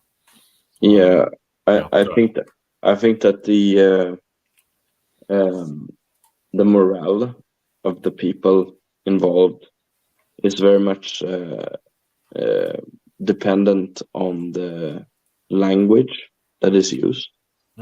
If you keep saying that Russia is weak, Russia is much weaker than we thought it was, and blah blah, and Ukraine is so strong, then eventually that will seep into the conscious mind of the people who are involved in this fight directly. The same thing goes the other way around. If you tell people that, let's say, Anglo-Saxons are evil, for example, in England, then if you keep repeating that through the public eye, then that will happen, of course, or at least will have an effect on those listening. I think. Go ahead. Yeah. I'm just saying that, like the repetition of an idea, or like if that's why I have a problem with like people who are completely black-pilled on our side, because they keep saying like, oh, it's all hopeless, it's all shit anyways, and we should just give up. Well, of course it's shit with that fucking attitude of yours. You know? Well done. You know? Yeah, well, what it is like that, then obviously we're gonna lose if you're already prepared to lose. Yeah. You know, if you're prepared to win this fucking thing, right, in the end, then you're gonna have that bolstering experience within yourself, and that's what I believe we should have, and that's what I believe I have. If I can jump in right here, this is what the demoralization is about. The constant, nonstop, like everywhere you go in all forms of media, every single thing is anti-white, and it's meant to crush your spirit. And so, like, that's why the value of the White Art Collective and the people in our movement making culture, and then the audience consuming the culture, supporting it financially or in any way, just being part of our community, is remoralizing or reinvigorating us. It's a psychological war. It definitely is. Like, imagine, I imagine there. Not if I would scour the internet and I wouldn't find a single person, like not even one person from, like, let's say the White Art Collective doing anything about it, then that would be like the ultimate black pill for me. For me, like just finding no one on my side. But like what I've noticed is that there is a lot of people, like a huge amount of people on our side, that are actually like either supportive or at least spiritually supportive. Like, at least they're giving their energy to it in some way. By they don't need to financially support it as such, but at least they're giving some attention to it. All right. And, I hate to interrupt you, but this poor guy's been asking me a question. Robert has asked what kind of marker I'm using. I mostly use what are they called? The standard microns that everybody uses. This one here is called a fine liner graphics. It's kind of really just what's at the store, at the art store. So I apologize for interrupting, but poor guy's been waiting for an answer. Slots has mentioned, he's got a thing on the screen here, that he donated to the WAC film specifically to ensure that there would be something more than anti-white media. This is why I'm making this graphic novel, and it's going to take time, but it's going to be worth it. It will be explosive when it finally comes out. But this is what I'm talking about: is support from the community. We're in it by ourselves out here, so we have to take care of each other. So there you go. Cool. Anyway, we kind of got off a little bit here with PG was talking about some things that I thought were pretty interesting. Like, what is it about this particular group in Ukraine? Like, they're nationalists, essentially. Yes. So specific things they have advocated for is guns for the population. So they're pro 2A for an extent. Mm-hmm. They have advocated for veterans affairs for their veterans. Mm-hmm. They're anti-feminist. They've had a thing called the Silver Roses, I think. I forgot the name of it. Silver something. Mm-hmm. I think that's defunct now, but there was a anti-feminist, pro-traditional female role organization they had. They do a lot of marches and stuff like that. Okay.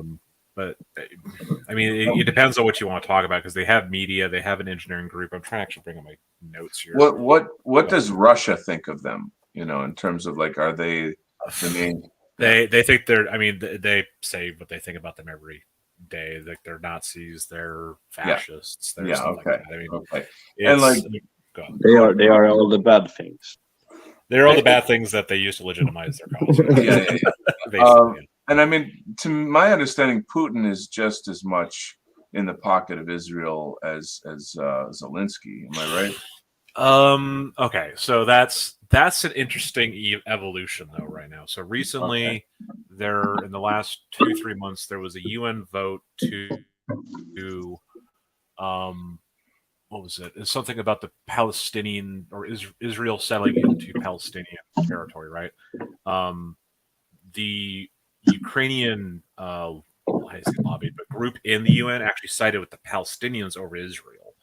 So that surprised a lot of people. And then what was the other thing that happened recently? Bibi Netanyahu took over government again, and he's actually not condemned the civilian targeting that Russia's done, like in Dnipro last week. He's decided to take a more quote neutral stance toward Russia, but this also involves bringing relationships closer to them. This is all public declaration. So it's interesting to see that we're actually seeing Israel evolve their relationship with Russia and Putin as of late. To me, this kind of shows how non-monolithic the narrative we're traditionally used to seeing is. In fact, even I'm not speaking on Zelensky's behalf here, obviously. Yeah. But the big thing people talked about before the war, during the war too, was the connection between Ihor Kolomoisky and Azov and a few other things, right? Okay. To Zelensky's credit, he actually stripped Ihor Kolomoisky's citizenship to Ukraine because he was actually going to side with Russia more. It was a 2019 interview he gave the New York Times about that. Which seems to be memorable by a lot of people. But in a weird effect, the Ukrainian government, as of late, has actually done more damage to Jewish power by doing these things. Here's just one example, than Russia has. So, like, it's, I don't know. Like, again, it's just these are the facts. But it's complicated. It's not the set narrative that we're used to hearing and the predetermined ideas what we have about how power works. This should be a lesson for a lot of people, but many people are just more comfortable with their narratives that they're assimilated to. So sure. Now, my understanding is that Israel. If I can just go ahead, jump in. Interject and say I have to drop out. But it's been lovely talking to you guys. Sorry. All right, buddy. Thanks for coming, man. It was great listening to your music, and you have yourself a great evening. Okay, I know it's late over there. Yeah, it is middle of the night. Okay. Get some rest, okay? Yeah, sure. And you guys have a great evening, whatever it is. And yeah, take care. Have a good day. All right, buddy. Take care. We'll talk to you later. Yeah, absolutely. Have a good one. Thanks very much. Okay, bye-bye. All right, well, there you go. Just want to say hey to Robert Pyle. They don't really have a brand name. Yeah, we're just talking art supply talk shop stuff here. Yeah, totally. Yeah, it's cool to.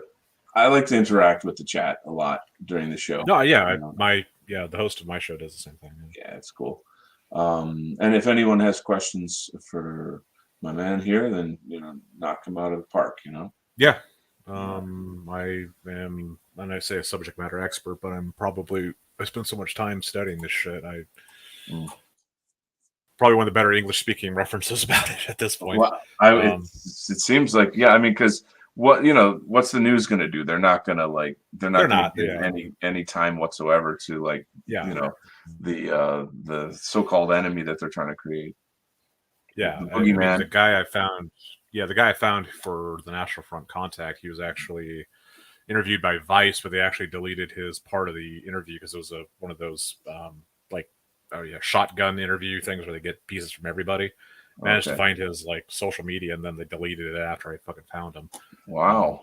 But yeah, no, he's currently training right now in the west of Ukraine, and a lot of his friends are actually in the new Azov brigade that was made as the 3rd Assault Regiment. Yeah.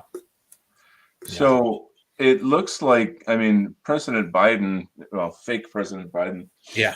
He just, anything that comes out of this guy's mouth, you're like, he's just this old dude with dementia, and he's, whatever. But then you're trying to hear okay, there's some kind of New World Order shit that he's translating through. And he just said, this is World War III. We're going into World War III, folks. And to me, it's well, you're fabricating World War III. You're, nobody's buying it. You know what I mean? Yeah, no, I mean, no one wants that. No one believes it. I mean, the only people that want to hear that are literally the Russian state media, because they've been saying that since day one. Wow. So it was that was just giving your enemy the narrative they want. I mean, just by declaring World War III, it's just well, thank you very much for making us right the whole time. I'm just this is stupid, and that's the other thing. We're not ruled by omnipotent, smart people. We're ruled by very dumb people with really weird social connections in their fucking lives. Yeah. It's not we're not ruled by impervious people. Mm-hmm. Anyway. Well, my understanding, there's a guy on YouTube called Brendan O'Connell, who I subscribe to his channel. Brendan O'Connell does very, very deep takes on metapolitics, geopolitical, blah blah blah blah blah, on and on and on. And he's definitely, I think, one of the best voices out there. It's amazing that YouTube allows this guy to be on. He follows the rules or whatever. He doesn't say the N-word, but he's not our guy as far as white identity, these issues. He, as intelligent as he is, and morally based as he is, I can tell by the things that he says about our movement that he doesn't understand us. And there's a lot of, he's got a certain Christian perspective that is fine, but it just clouds the truth in terms of when you're looking at the dissident right and race specifically. But anyway, forget all that. His show's phenomenal, and I highly recommend everybody subscribe. And his thing, that the message I'm getting from him essentially is that Israel and Russia are working together to create, how do I say, what's it called? The sort of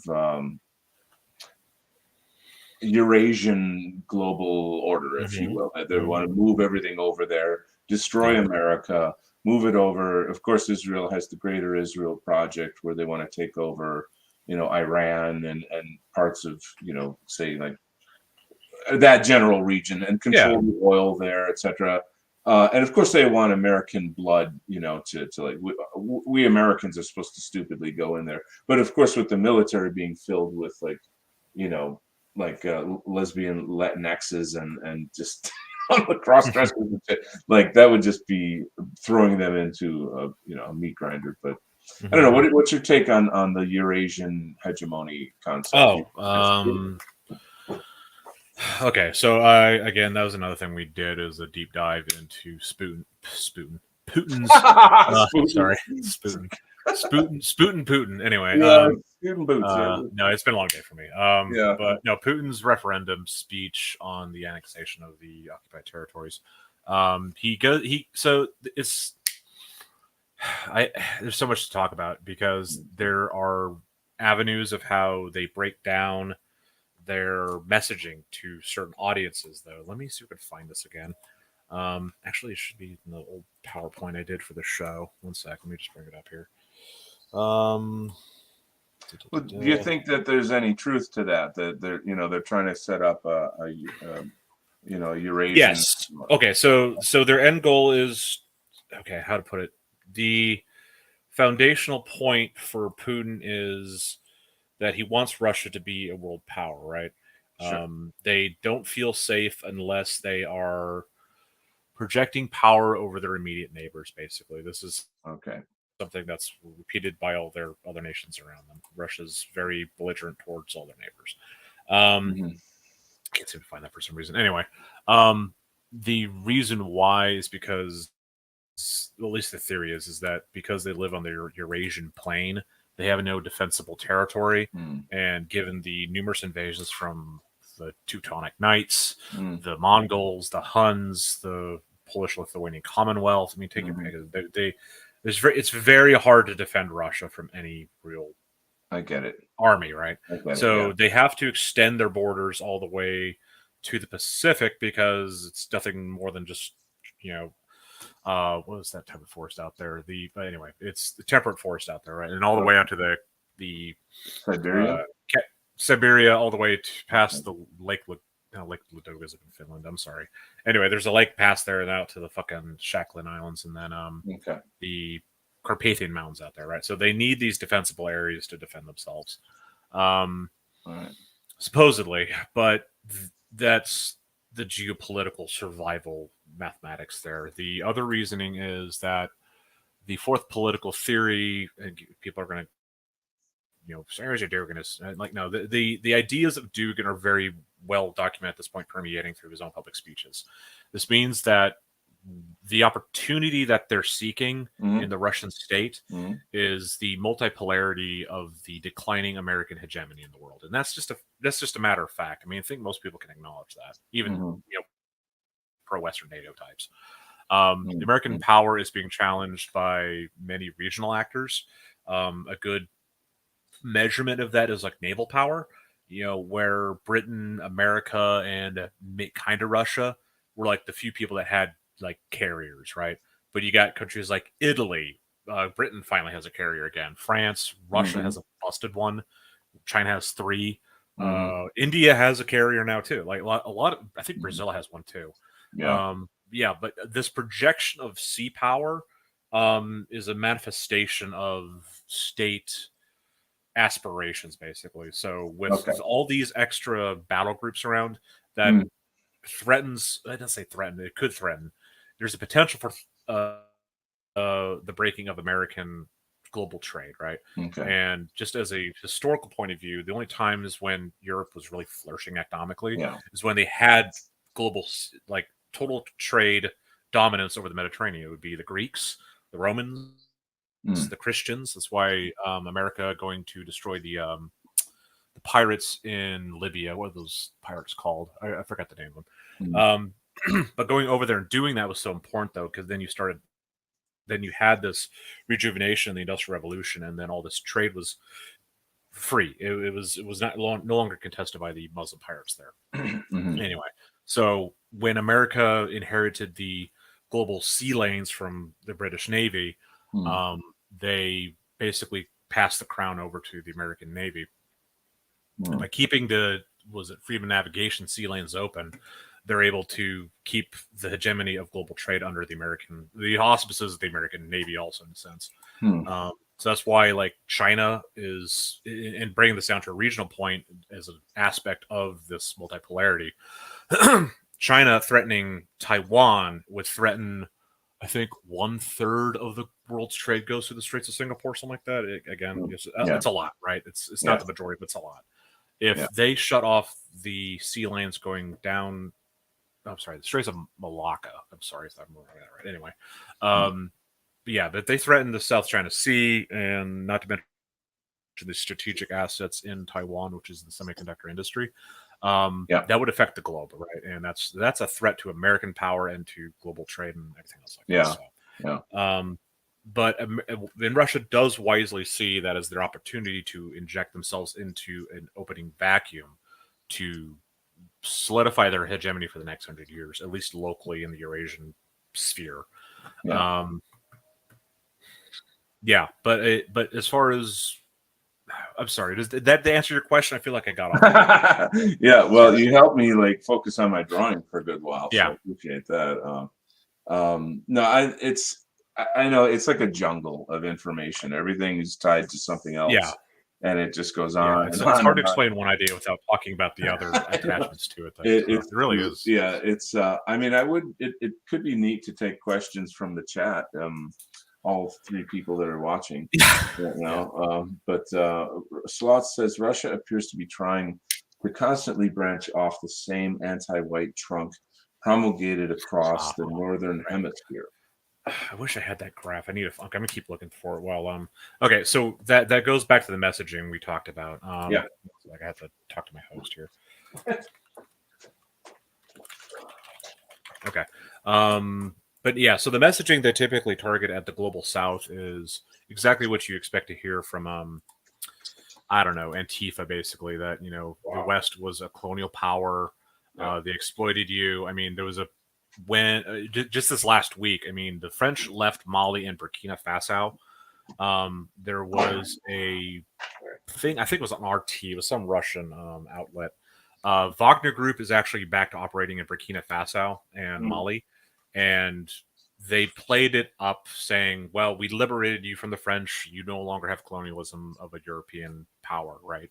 Yeah. So the way the messaging Russia accentuates toward the global south is we're liberators.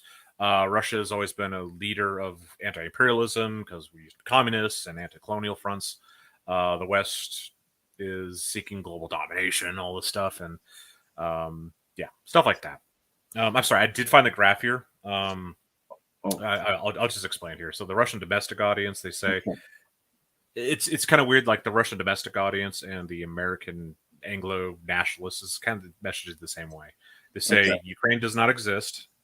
Ukraine was granted existence by Russia, and the sovereign Ukraine is a project of anti-Russia. So Ukraine just existing is anti-Russian, right? Despite the Kievan Rus existing way before Moscow was anything more than a village. Like, it's anyway. Anyway, that's just two aspects of it. They also have a way to talk to Ukrainians in the West in particular. But yeah, it's again like it.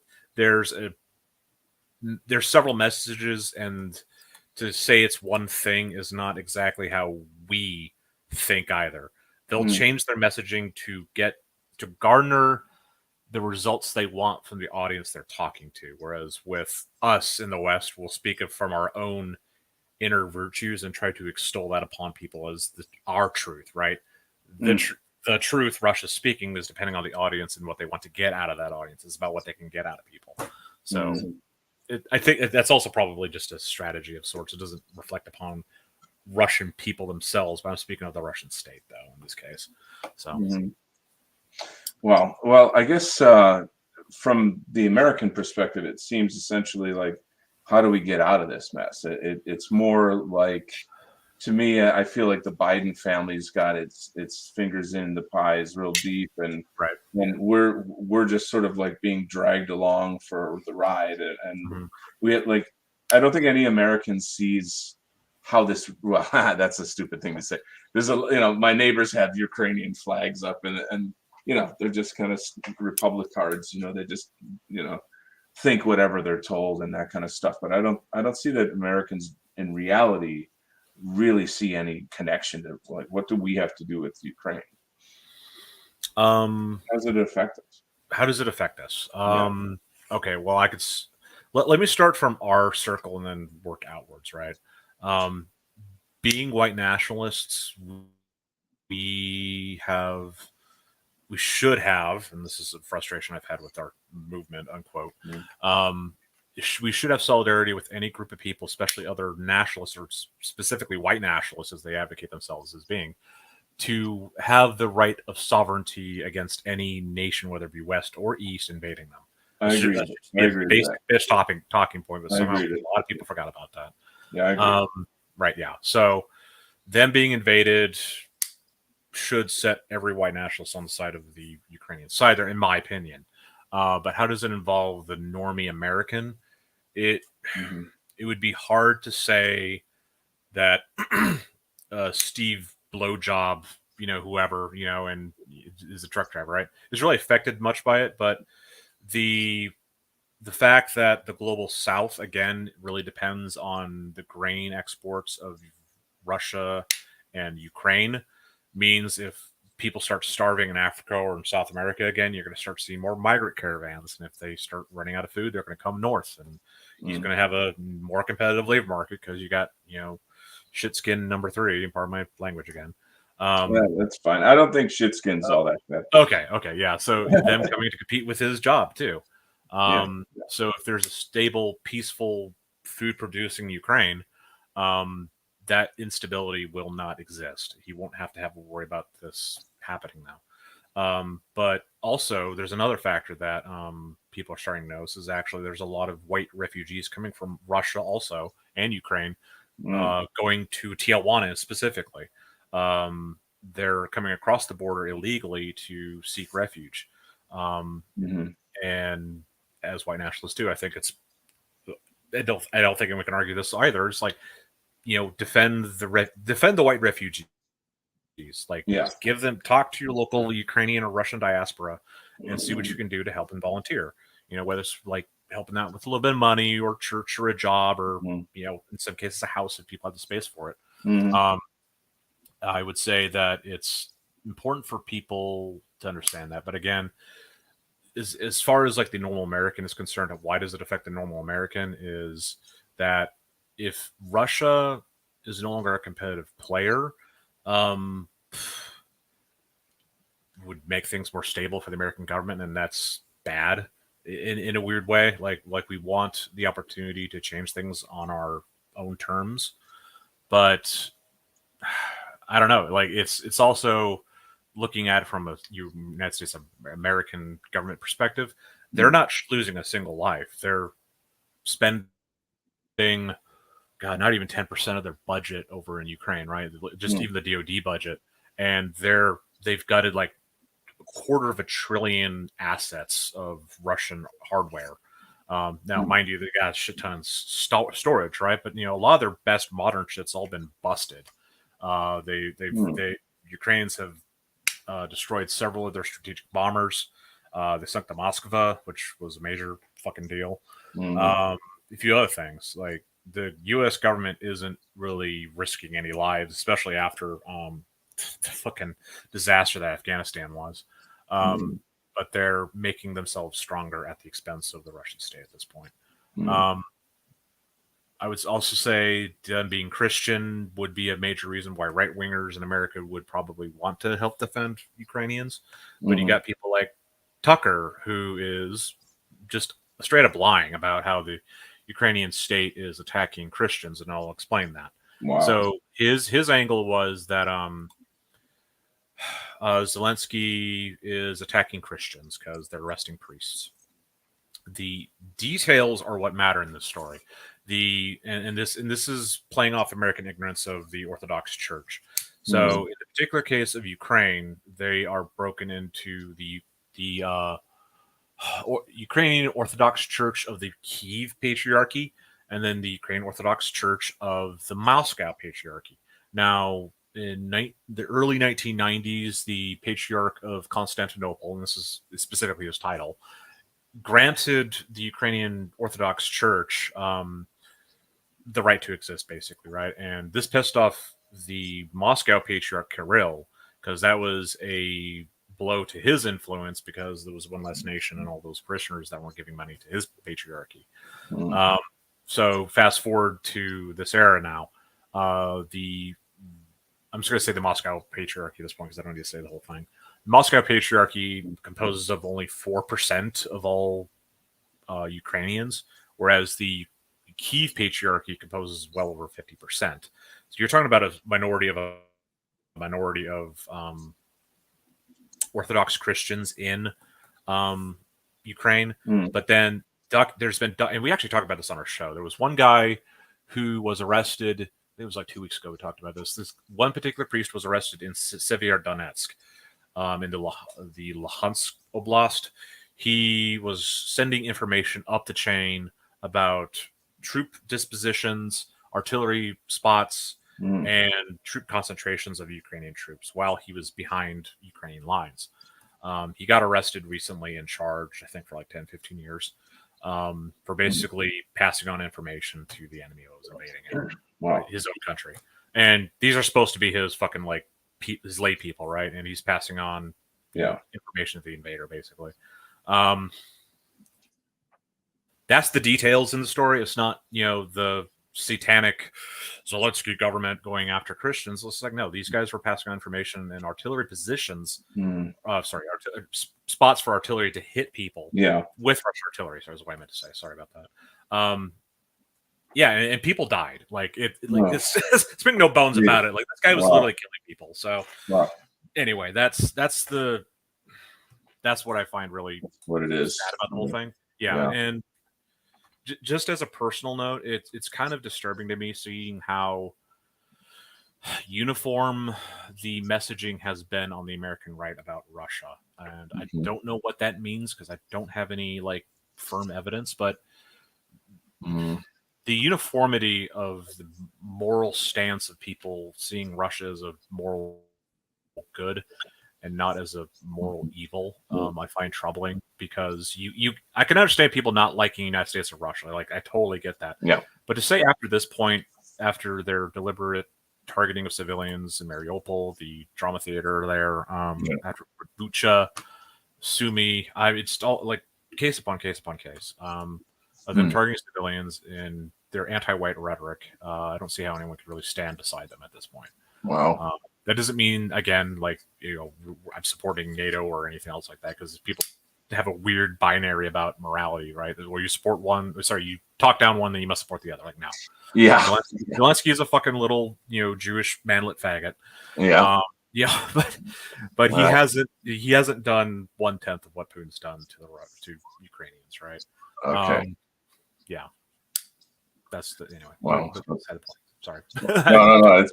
It's awesome. It's good to get like some kind of intelligent update on this, because it's a mess. It doesn't seem relevant, and but yet there's all this attention on it in the news and blah blah blah. So I don't know. But so, and I mean, even after learning all that stuff, I'm still kind of like, it seems like that region is just always going to have these kinds of problems. Like I don't know if there's something, how do I say, like inherently in the history of the people and the differences and the power struggles, is it ever going to end? Is there any way that Ukraine and Russia can come to a peaceful relationship? I always understood Ukraine as kind of like a part of Russia. I don't, I'm not trying to upset anybody. It's just like the understanding that I have, not that I agree with it or disagree with it. It's just sort of, an understood thing. I'm obviously very super nationalistic, so I'm for all nationalism. Anybody who is like so. But here you have like China and Taiwan. So the Chinese believe that Taiwan is part of China, and it always was and always will be. Not always. They colonized it 700 years ago, so whatever. But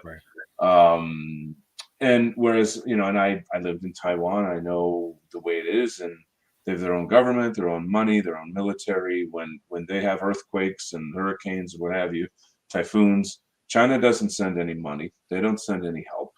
You know, it is a family relationship, though. I mean, most of the people from Taiwan are originally from Fujian province across the strait. You have a huge amount of people that fled there after the communist so-called revolution, the Civil War. Taiwan is more Chinese than China because it is. The Chinese they preserved all their cultural artifacts over there too. Like and I saw like tons of it myself, like tons and tons and tons. Yeah. That's partly why I went. You know, that's a whole other story. But so like if you're speaking to someone in China and you're a nationalist, then you would, their view is, well, this is part of our country. There was a civil war, blah, blah, blah. Whereas, Taiwanese person is like, no, we're Taiwanese. We have our own language, our own government, blah, blah, blah. So these things, they seem unresolvable is essentially what I'm saying. And therefore, I wonder, like, how much can we actually get involved, or should we even get involved, I would say the best course of action for both parties involved is, one, clean up the corruption in both places, because it cuts both ways. Yeah. I mean, again, specifically talking about Ukraine, a lot of the corruption was because a lot of people were siding with Russia to cut down the military. That's why it was so weak in 2014. Like these are just malign actors. So until both parties involved, in this case, both nation states, governments, are speaking and acting on truly behalf of the people, the chances of these coming to blows again are very, very likely. But the solution I'd like to see is the creation of an intermarium that would, again, respect the cultural and ethnic uniqueness of all parties involved in that geopolitical region. And if possible, and this is probably not going to happen because Ukraine has so much blood, between them and Russia right now, but to have both parties involved, just kind of create this block. But Russia in itself would not, how to put it, they would not slander themselves to view Latvia or Estonia as their equals either, because that's something they just don't want to do. Yeah. But what would come to peace, for a lasting peace between everyone, is if there was a evolutionary understand. Oh, sorry. And when I say evolutionary, I mean a historical dialogue and understanding between all parties, right? That the Slavic ethnicity is best at killing itself. Right? I mean, that's just it's just how it is. Like, if they understood that if they're going to overcome their inverted population trees right now, they need to put down their arms and point it outwards away from each other. Because if Russians are killing Ukrainians and Ukrainians are killing Russians, they're both committing suicide to an extent. I've been looking at the demographics of both countries, and it's pretty bad. I mean, Northeast Asia is like in a Orthodox countries, and Northeast Asians are like in a marathon race to like see who gets the worst demographics in the world. It's really fucking bad. Oh God. And especially with this war going on, it's only accelerating these problems. Sorry. But yeah, if there was going to be a mutual understanding after this war, it would have to be that we need peace, we need to have families, we need to understand that our orthodoxies and our patriarchs are for our people, but as Orthodox Christians, we need to preserve our religion, just as a starting point. I think that'd be fairly easy to start off as a dialogue, because Christians do like doing that sort of thing. But also, there's a evolutionary psychologist by the name of Edward Dutton, really smart guy. Of course, I think most of us know who he is. Yeah. I think most people know him in our circles. He predicts a renaissance in Eastern Europe, though, and I'd like to see that, but I just don't see how the demographics will bear that out, though. You need to have geniuses, and there's only so many geniuses per 100,000 people. When you're having a decline in fertility rates, you're not going to have many geniuses. I mean, if you have a baby boom, that might be possible, but anyway. Yeah. Well, No, I know it's a lot of stuff to do. I don't or to talk about and to understand. I'm pretty impressed that you're taking this on. Like this is a passion of yours, an interest of yours. What do you have personally invested in this study? Oh, women, I guess is the starting point. Oh boy. No, I had a very good relationship with the Ukrainian woman back. Oh, that's marvelous. Oh boy, Um, let me get the sexy music on. Hold on. Right? Yeah. No, I mean we're still friends. We're not like that. Oh, I sure have you are. another Eastern European. Oh, another one. Okay, great. Yeah. You know, I've been over there. Been to plenty of Orthodox churches and stuff, and I Are don't you know. Orthodox? Do you practice? No. I'm actually pagan. Of all things. Cool. And they're actually kind of cool with that, which is interesting because Wow. Orthodox and Catholics are very old That's religions, fascinating. and Yeah. they have a lot of connection to their older pagan roots, more than Protestants, to say the least. But Wow. anyway, that's a whole different conversation. Yeah, actually, yeah. I wouldn't mind segueing into that if that's okay with you. Sure. Like, go ahead. what is it about? So I'll just throw this out there. So I've been talking a lot with various friends about what's called paganism, but I understand Mhm. it as Asatru. I mean, what we're talking about here is Germanic indigenous spirituality. Mhm. Is that correct? Okay. So it's not, you can't use the kind of Abrahamic religions as a lens through which to understand that. It's got to be its own thing. But is it how organized is it as a religion? Are there practices? What is the goal? The main question here really is, what does Odin want of us? Mm. You want to have a serious discussion with that, dude? I highly recommend you getting hold of a guy by the name of Stephen Nallen. He created the AFA. He is a diehard Odinist. All right. Yeah, no, his patron god is Odin. I more subscribe to Thor myself, but I've been known to talk to Njord a few times. Wow. But yeah, no, he's a diehard Odinist. He thinks getting up every morning and praying to the gods and doing the rituals is very important for his life. He would love to have he would love to talk to anyone. I would totally. I need to probably get him on the show. If you could somehow get us connected. Dude, I've lost connection with him. Oh shit. Yeah, I don't know. It's anyway. That's a failure on my part. But anyway, as far as my understanding goes, I typically understand that most religions have three purposes. To ritualize the three biggest events in people's lives: births, marriages, and deaths. Okay. And typically those are the ritualized forms of anything that any successful religion will have. But as far as the epistemology goes, I think that's the right word. You need a creation story. You need a story of its prophets and heroes, whether it's the sagas or Genesis or Revelations, which Revelations brings me into the destruction cycle of most religions, and then some sort of thought of afterlife. Most successful religions have those, and the old polytheistic ones typically have many different types of afterlife, depending on your station in life, what your deeds were, and stuff like that. I think the other thing but that's where they kind of diverge. So we're talking about major strokes here with our brush. But getting into specifics about paganism, and people can call themselves heathens or pagans, or specifically like Hellenists, or what is it you call them? Hellenic followers, Roman followers, Asatru. There's even Wotanists, and there's followers of Perun. And actually, that's another thing I think that Azov is really cool. They actually have like documented 10 to 15% of their people at any time are like genuine Perun paganists. They had an old idol in their barracks courtyard actually there. But anyway,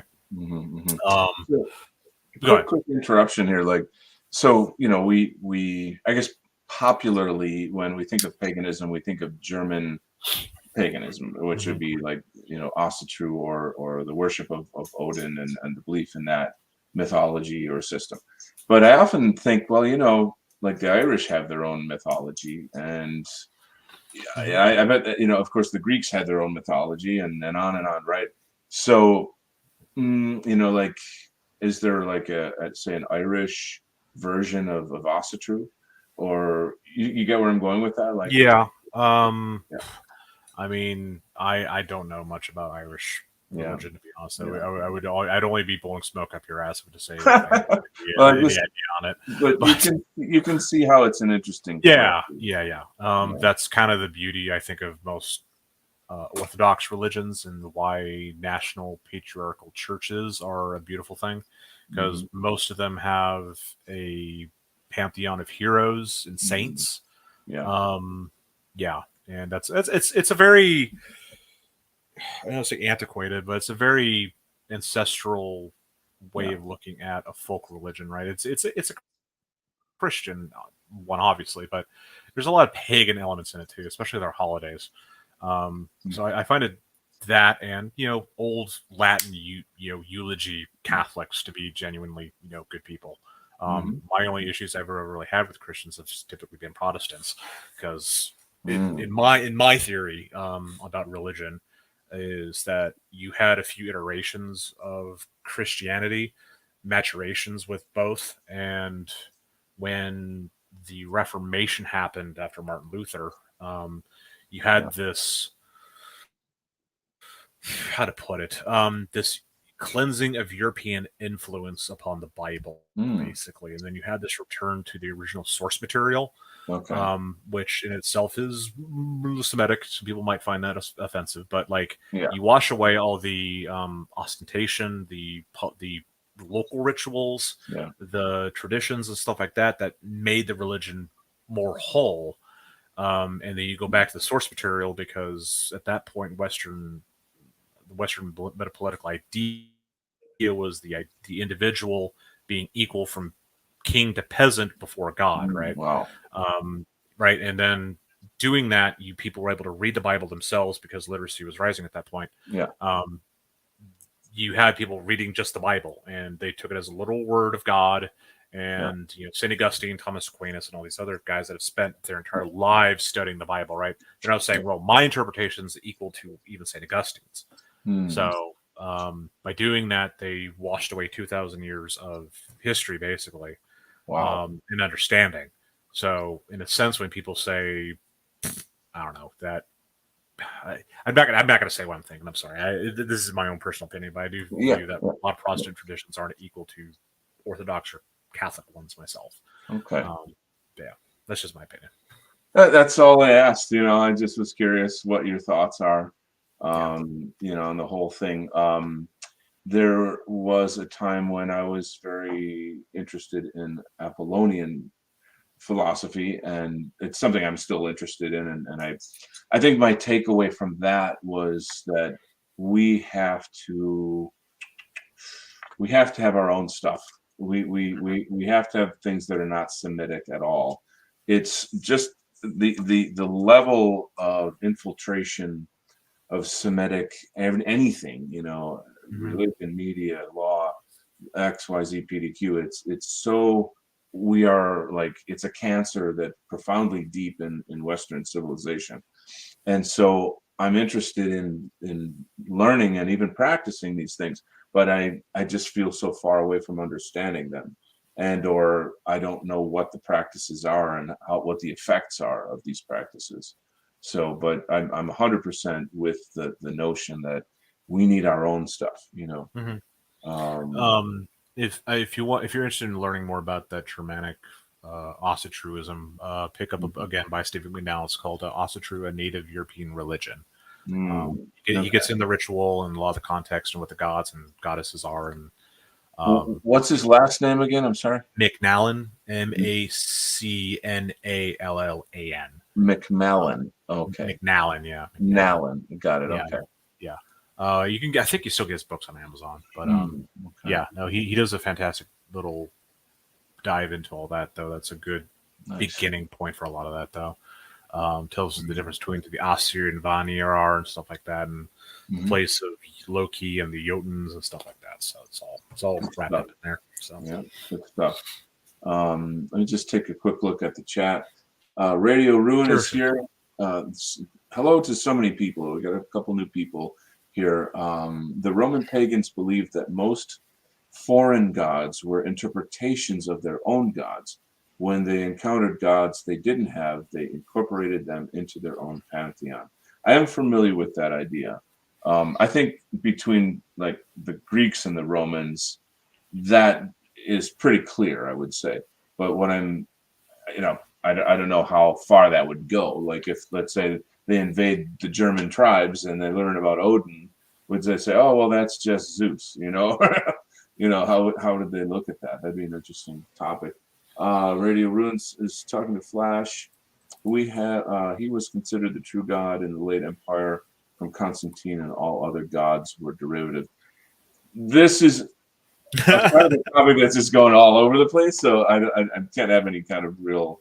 I'd have to get some like my good friend who is Radio Ruin there. He is an autiste aficionado about Roman history and everything else involved. So to his credit. Excellent. Yeah.